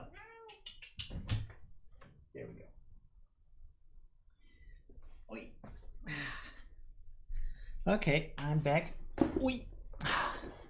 All right, so let's do, oh, there's some stuff up here that doesn't work.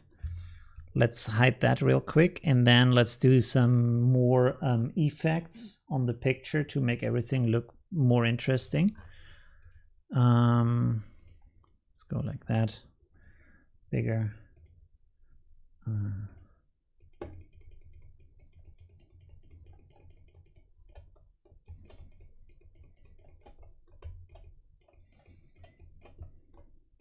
Okay, we've done that. So now we could go with some, maybe an overlay or something.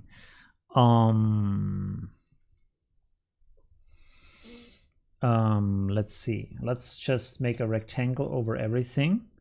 And then I'm going to switch over to my swatches here. Let's go to mythical gradients, these ones, like that. Overlay soft light, dodge, hard light, vivid light. Okay, let's play around with these real quick. This is not bad.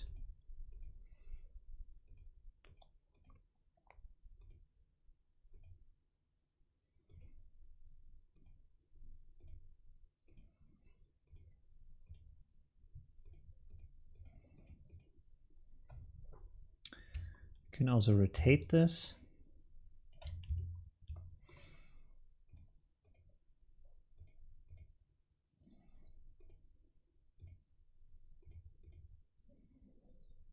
I feel like this is not bad because it gives a nice color contrast, this one, to our like cut effect here.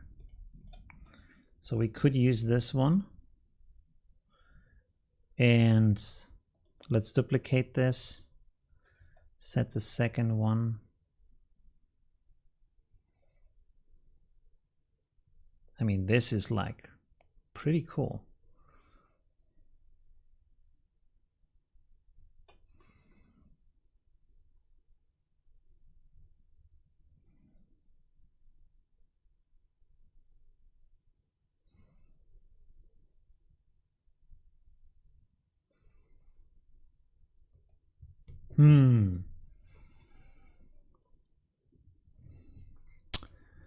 Let's make a curve. No, let's make an HSL adjustment on this one. And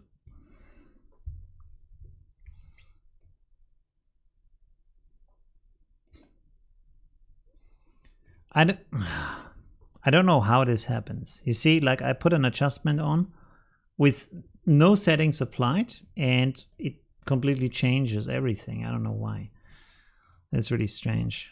Wait, now if I set it to erase, maybe that works. Does the trick work this time?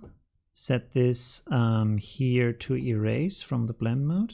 Yes, that works. You see, sometimes that works. Where now it's like before, like if I turn it on and off, doesn't have an effect, so that's pretty good. And now I can still go in here and use my adjustment like normal. So sometimes if that happens, you know there's a little bit of a workaround that you can use to get back your functionality. So, I mean, that's pretty cool, I would say, right? That looks pretty interesting.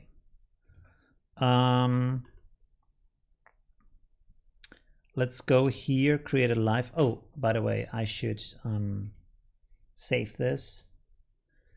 Let's call it face cut. Okay. So I make a live filter here for Gaussian blur. No. There we go. Okay, good. Make this nice and blurry like that. Preserve alpha.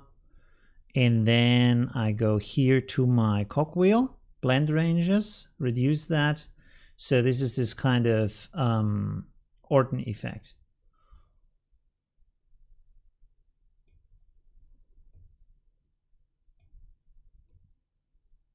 Is that maybe too much, everything a little bit?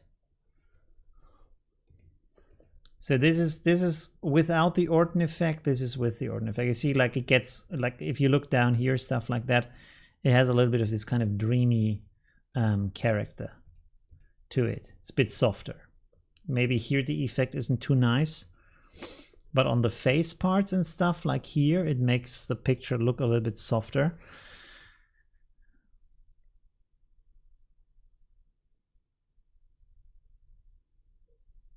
Brush tip adjustment. Ah, yeah. You can adjust the mouse with your keys. I mostly use the settings up here, but you can do it with like pressing keys and then let's put this on the screen. Like Patrick says, with Alt and the right mouse key and stuff, you can then, like with your mouse movement, adjust the hardness of the brush and the size of the brush.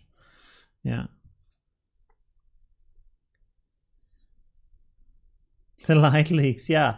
We wanted to go with the light leaks, actually. I mean, we could still put in some light leaks, but maybe that's a bit like then too much from the. I want to actually let's see if, yeah, if I put it in the group, that still works, and then I want to duplicate this and turn one off, and now I can still go in here and try out other colors.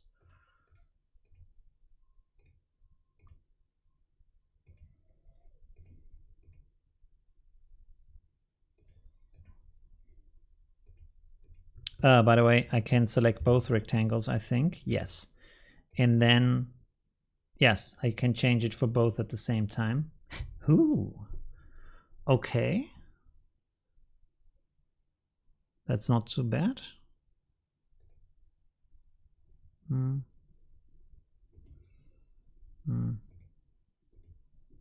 Oh, okay. Also interesting. We have to fix this kind of thing, but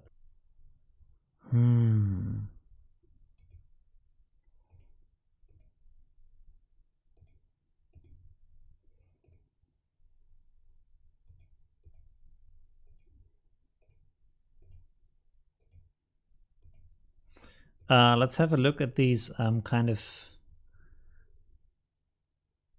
We have these also.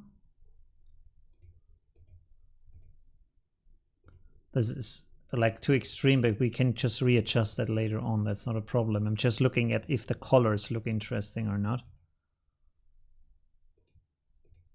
Sun glow. Oh my. Oh my god. So these are,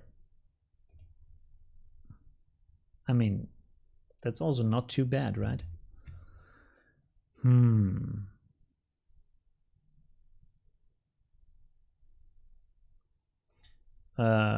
We have to adjust the gradient, but that's not a problem. I can pull this down here, and then, yeah, it takes, that's a small fix for that.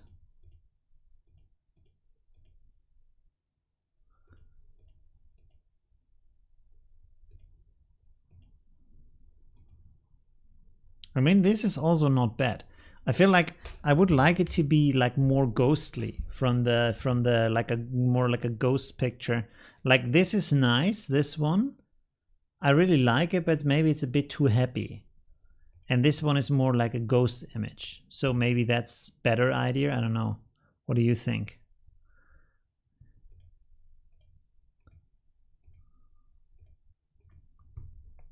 And then maybe put some grunge effect on that or stuff.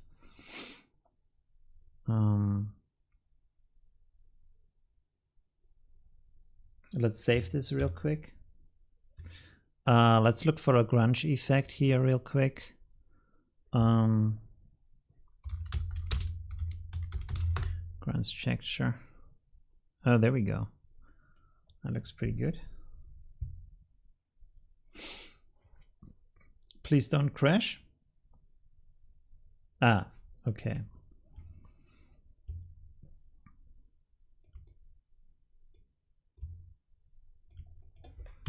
So we have this now.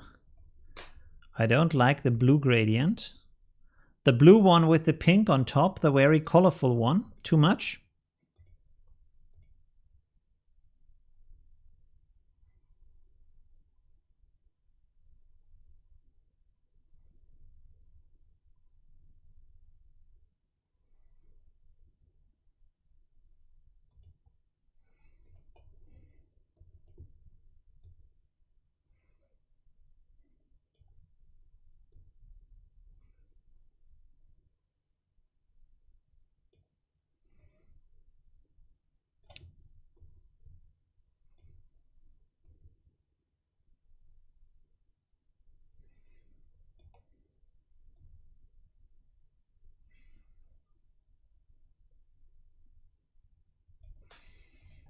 Okay.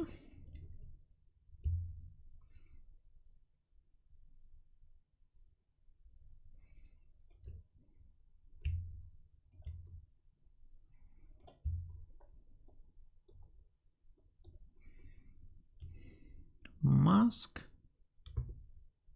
Of course the mask is changing my effect. I mean, to the better in this case. Maybe I leave it like that. All right. Take a brush. Soft brush, please. Black. Make it bigger. That's too big.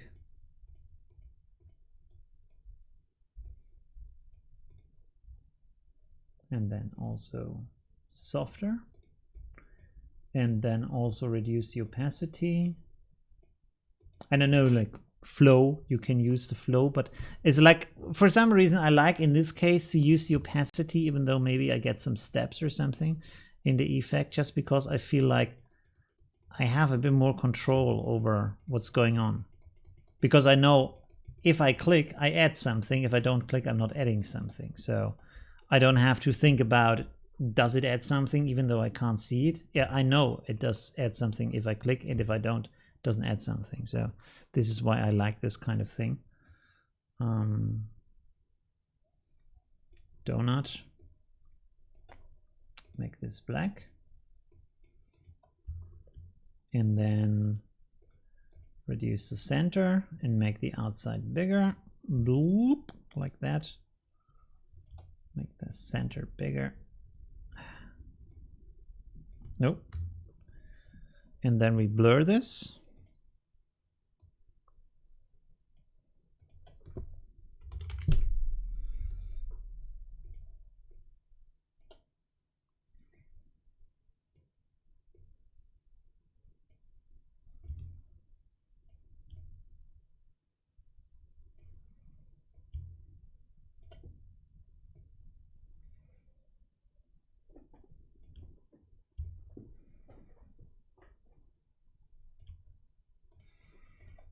Okay. Maybe reduce this a little bit. That's okay. And then right click, merge visible. So I have everything, and then we can go filter, blur, motion blur, like this. Make it, let's go with 200. Let's see how that looks. Let's go with 500. Okay, apply.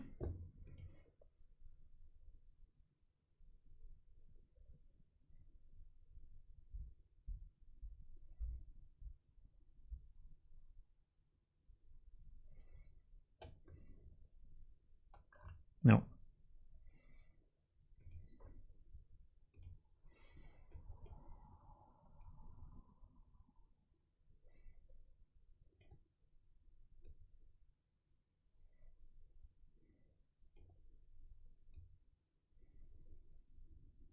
Wait, maybe let's leave it like that and then take levels.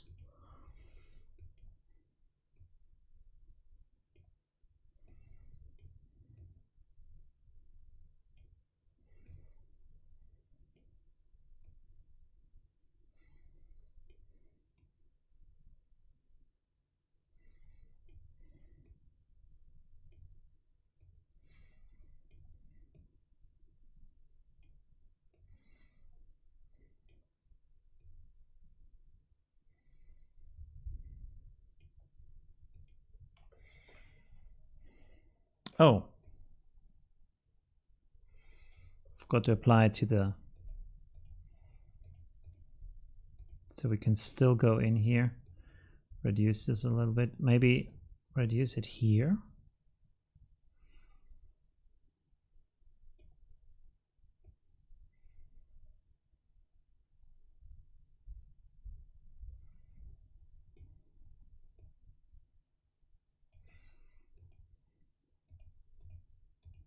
No. Reset, reset. Maybe we don't need that. I'm not sure. So let's apply a mask here. Paint in the mask a little bit so we don't have the effect on the face too much and on her.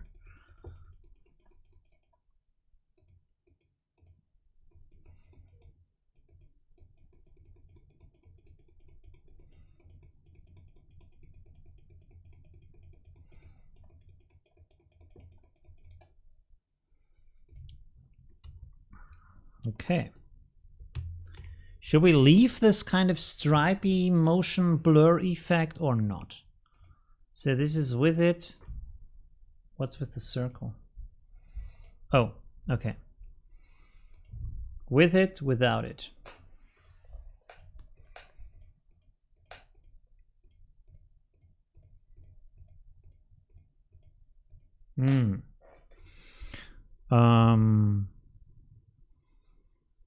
Recolor.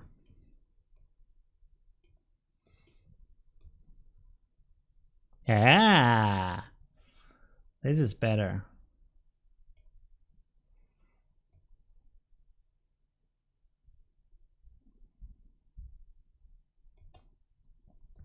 Okay.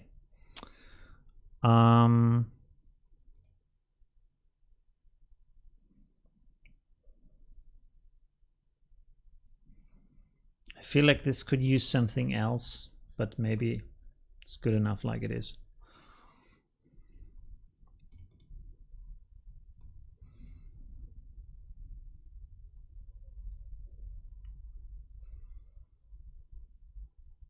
Let's go like that. Okay, cool. I think we are done here. Donezo. Okay, there we go. Yeah, that's pretty good. Too much like a slice? The gradient looks too much like a slice? Yeah, the gradient isn't great. The gradient isn't like, isn't good. We can work on that a little bit. Maybe this one is it, I think. Let's duplicate this. And then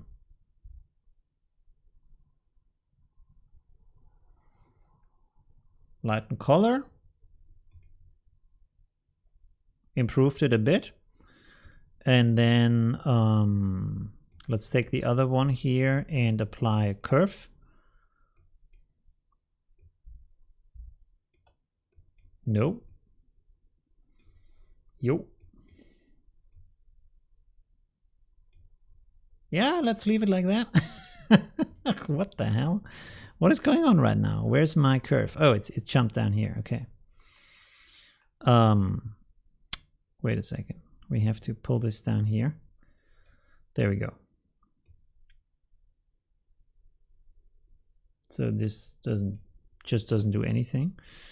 Great. Let's put it here.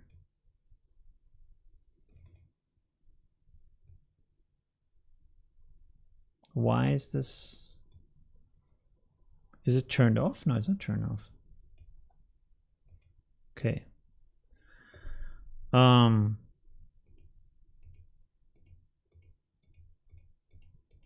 Am I crazy right now? This changed, right? When I added this second gradient with the lighten color, it did change, and now it doesn't change anymore. Something is again broken. I don't know what. But it's better now. I think it looks better now. For some reason, let's turn this off here. And we could also go like that, but I feel like this, the other version like that, is better, right? Let's switch these around a little bit. Or did this just like go back to the normal state? Oh, maybe I think it just turned back to what it looked like before. It didn't change anything at all. Okay, so tricked myself. Let's go with soft light. And then reduce this a little bit, like that.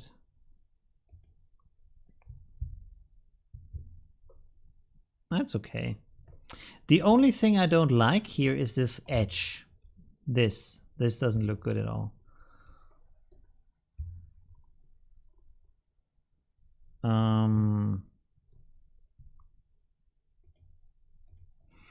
Let's rasterize this here. No, let's duplicate this and then rasterize it. Rasterize. So now it's pixels. And now I blur this a little bit, which doesn't do anything. Am I in the wrong layer? Wait, let's turn this off. Select this. Gaussian blur. Let's make this bigger.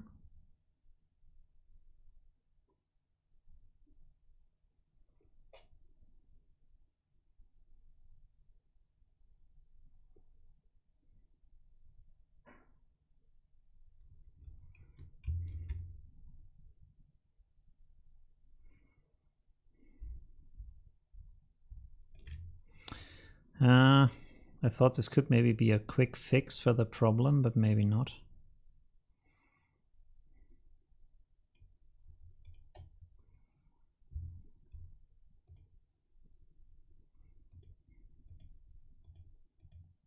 Because if I just blurred, we have seen before that the effects and all the other stuff doesn't look good, so I can't do that. But maybe let's delete this again and then just take these two groups here and let's put this in one group, duplicate that, and then rasterize this.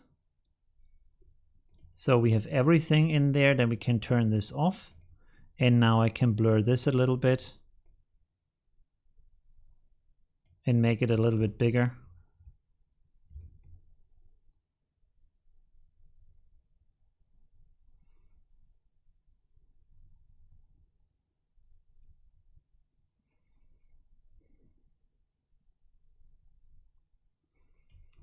Yeah. Is it? It's the wrong layer again, right? 1 second. That's the one.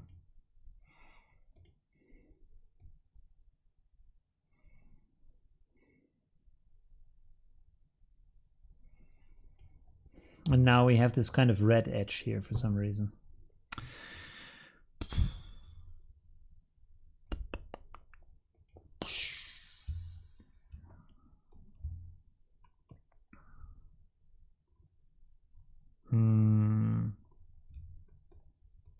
I will leave it for now because, I mean, you don't see it anyways. You see it now because of the way that Affinity renders things. But if you export it, you probably won't see this in a smaller size on Affinity. Sorry, on Instagram. So yeah, I will fix this later. Should look like a pit. Yeah. Somehow this kind of effect didn't work too great. So, whoops, I moved something. We could try with a round gradient, but the thing is that I painted this in, so this is actually not a gradient. By the way, oh, this is, wait, let's turn this off. This is the gradient I created for that. We can move this up again. I moved something else again, sorry. Let me lock this kind of effect that I created before the donut, because this is I'm always clicking on that. So let's move this up here. This is what I created before.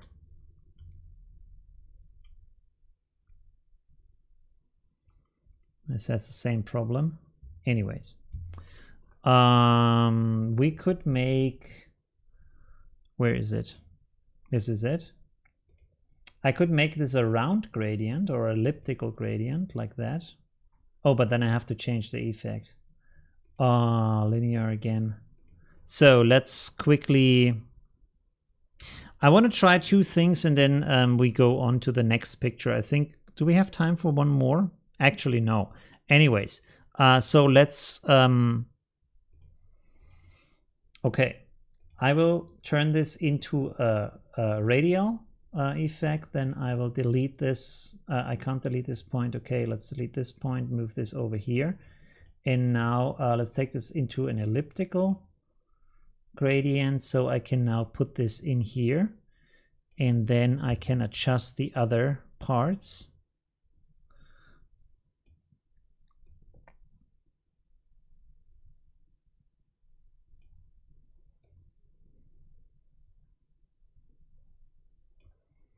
Let's bring this closer.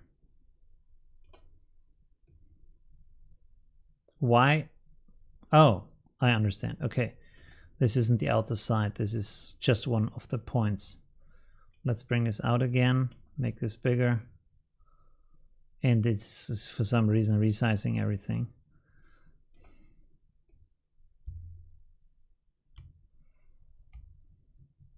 Ah, Affinity Photo is really annoying me today. This is an ellipse, right? It shouldn't, like, I should be able to, let's change this radial elliptical, so now it works. Okay, sometimes this is also, no, it doesn't. I can't, I should be able to move them individual, but I can't right now. I don't know why. Radial only has 1, so that's okay. And elliptical has 2, and I should be able to move both, but I can't. Let's see how this looks. Yeah. Okay, I said I want to try one more thing. So let's delete this, and then I will create a selection from that. Oh, let's go like that. Doesn't.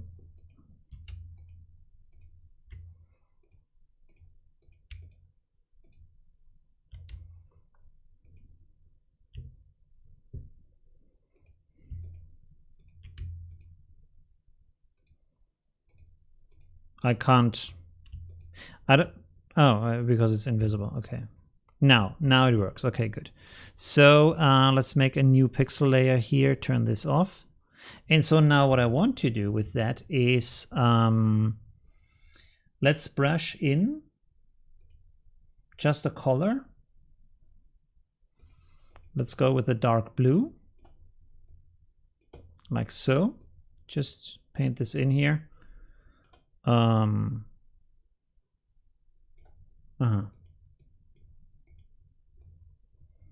Just like that.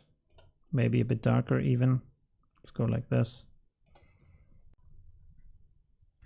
Okay, so now the next thing we are doing is we set our brush to screen, and now every brush stroke will make this brighter. So I can now, like, if I paint on here, this should look then increasingly like a glow in here. And by the way, now you can see the color banding happening.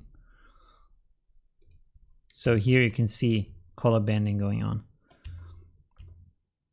I don't think this is better.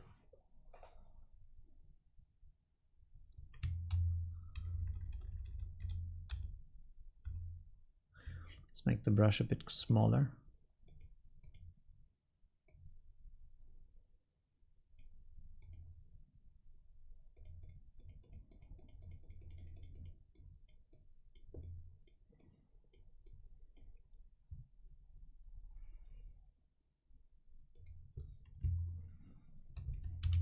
Is that maybe better? Apart from the color banding?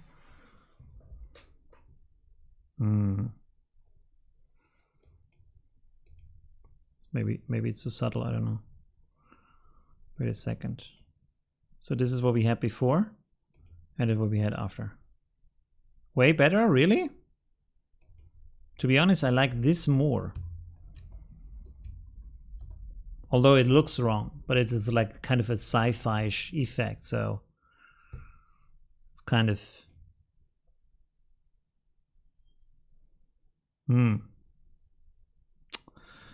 I don't know. Let's see. Okay, first of all, let's change the document to 16-bit for this part, so we don't have the ugly color banding. And then make a new selection of this. Oh. Like that. Make a new layer, turn this off, and then, so let's try something else. Let's go with black first, like so. And then let's go with a dark violet instead of a blue. That may be better, I don't know. Dark blue. No. Now maybe let's go with the blue. Select this blue here.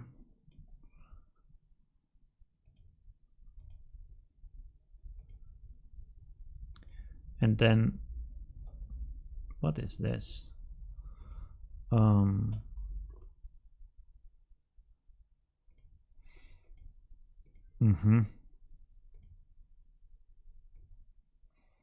Make it darker. Good. So let's paint this in here.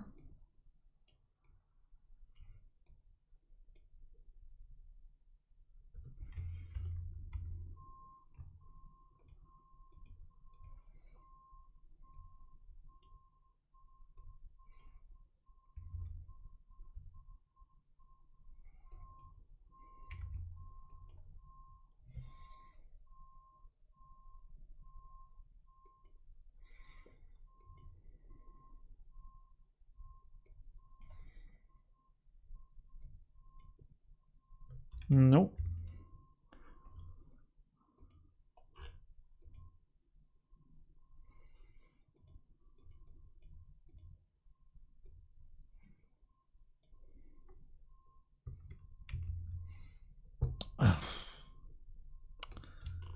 The outer edge looks like crap. Okay. I should have, like at the beginning when I created the selection, made the outside softer.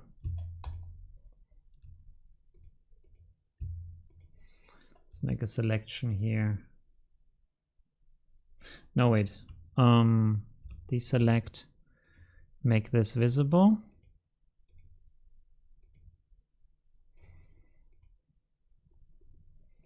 Okay, so let's make this a little bit bigger.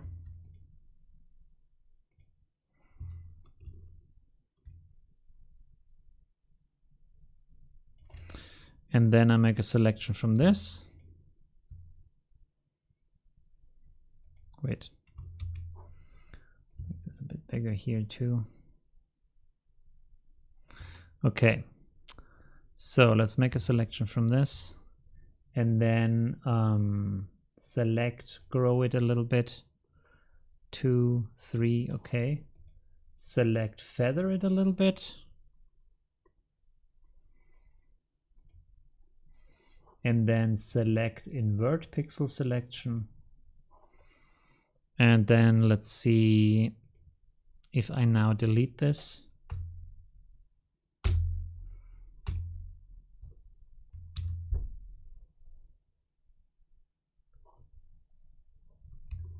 Why is this so wavy here? And here, like, what is this? Okay. One more time. Sorry. Okay, last time. Let's select this, grow it a little bit, to apply, select, feather. Okay, so now let's make a new layer, pixel layer, and then I paint on this, and hopefully this looks good. Let's go black first.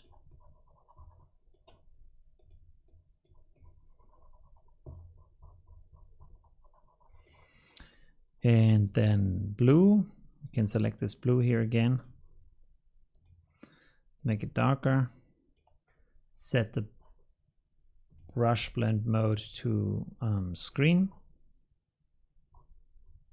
Even darker.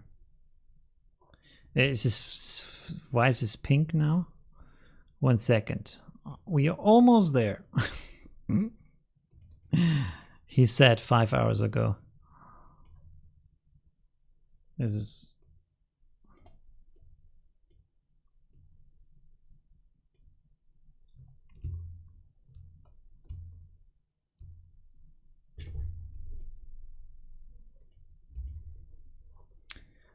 okay. Black. Make it normal. Reduce the opacity.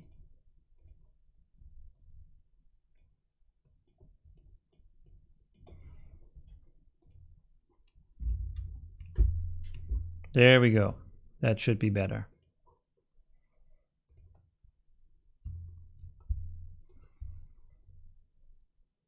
Could maybe be a bit brighter, but it's okay. And also the glow should be on the inside, not the outside. Now, we should have some kind of edge maybe. Where's my thingy? There's the group.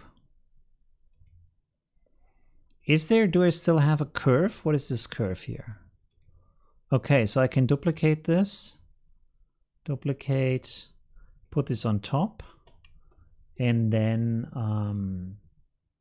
no filling, stroke white. And now it's the wrong size, of course, because I changed the other thing.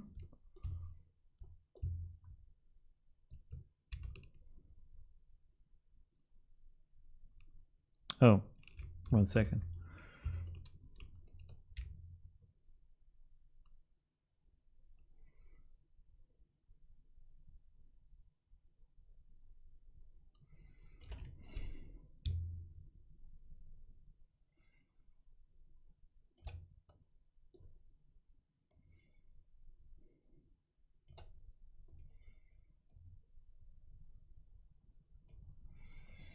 Let's give this a little bit of white glow.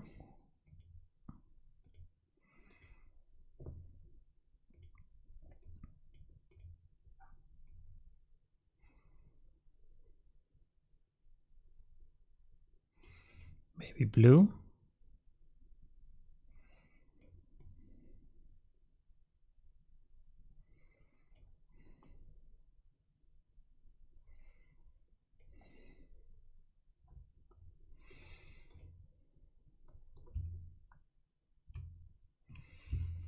It does this kind of dark edge right now. I don't know why.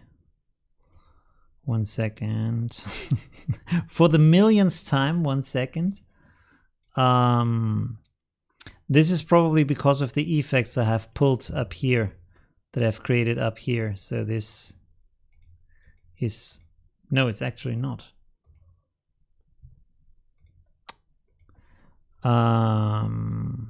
There isn't any other effect on here. So maybe this is from the background.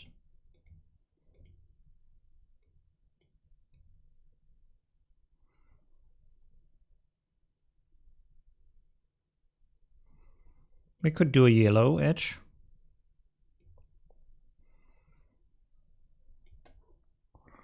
And then pull this out a little bit more.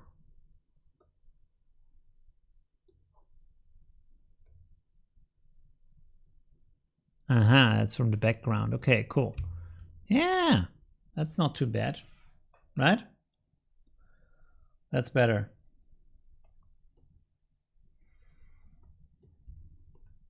By the way, in this case, we could really quickly try. Let's see here.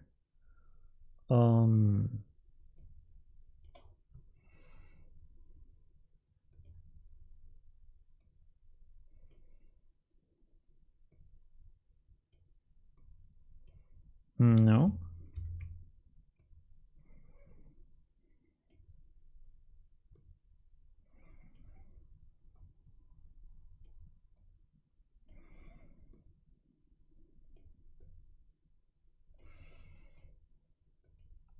Okay. Fill this white. Yeah, let's leave it like that. Outer glow.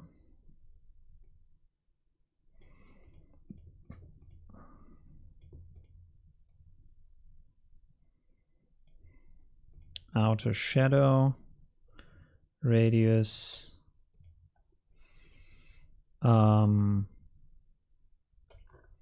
Set to normal.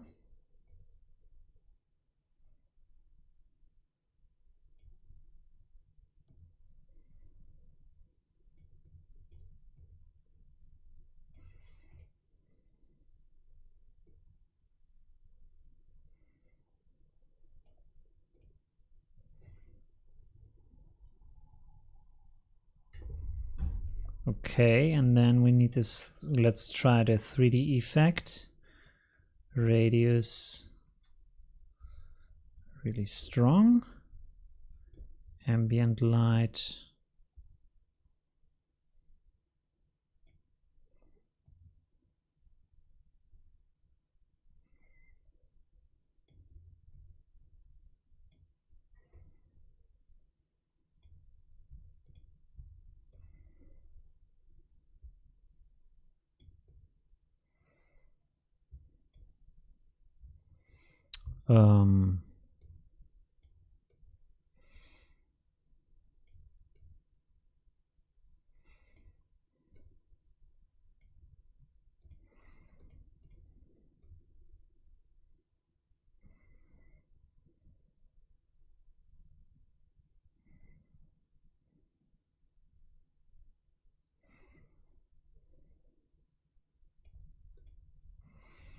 One second.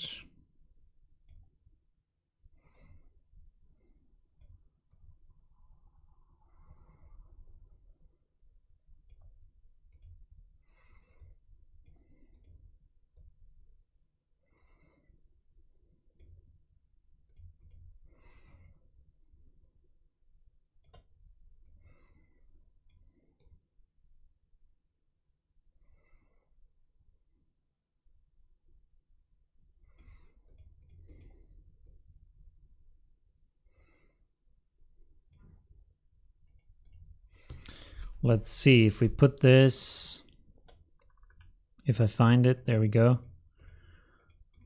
Here. If we put this behind everything.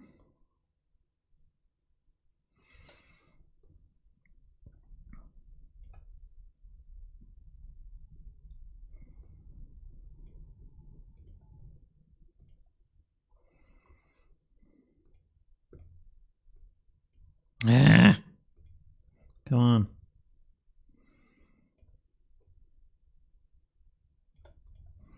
How does that look?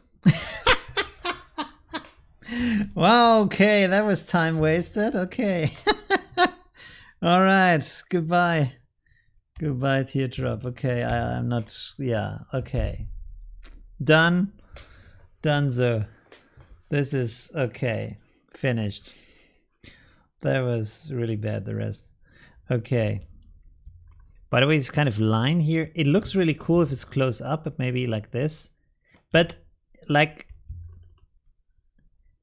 I will leave it like that. Instagram, like Affinity can really trick you into thinking that this looks bad, but then you have to export it to see how it actually looks.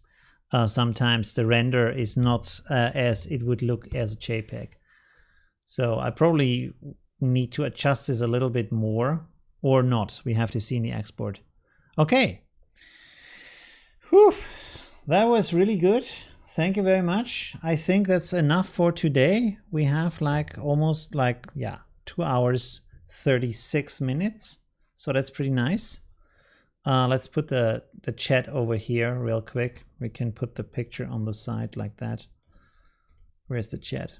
So we can chat some more. Hey, Jeff. Hi. Thanks for joining. Oh, yeah, you can always watch the replay if you want to. Yeah, so that was pretty nice. We did some pretty cool pictures today and also nice talk about the exercise and stuff like that. I hope you had some good time. You enjoyed the stream. If you have some more questions, I can sorry, not adjust them right now. I can I can answer them right now. Otherwise, we were gonna end the stream for today.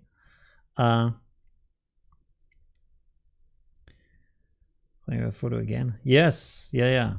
I think like next time we also will do some more editing in Affinity Photo for these kind of Instagram pictures. I think now this kind of like either the blue is too strong now suddenly, or this effect down here is a bit too weak. I really should export it and see. Recolor. Like this is now, so that's a bit better, I would say. Okay, cool. Good. Let's save that. And yeah, thank you very much for watching. And I would say see you next Thursday for the next live stream, and also next Saturday, like in 2 days, for the next online tutorial on my channel. Thank you very much. Oh, by the way, before you go, again, please, if you want to join my Facebook group. There you go. And also, if you want to take advantage of my deal that's still going on for all my Pro Packs together for 75% off. I have used some of them today, actually just one of them.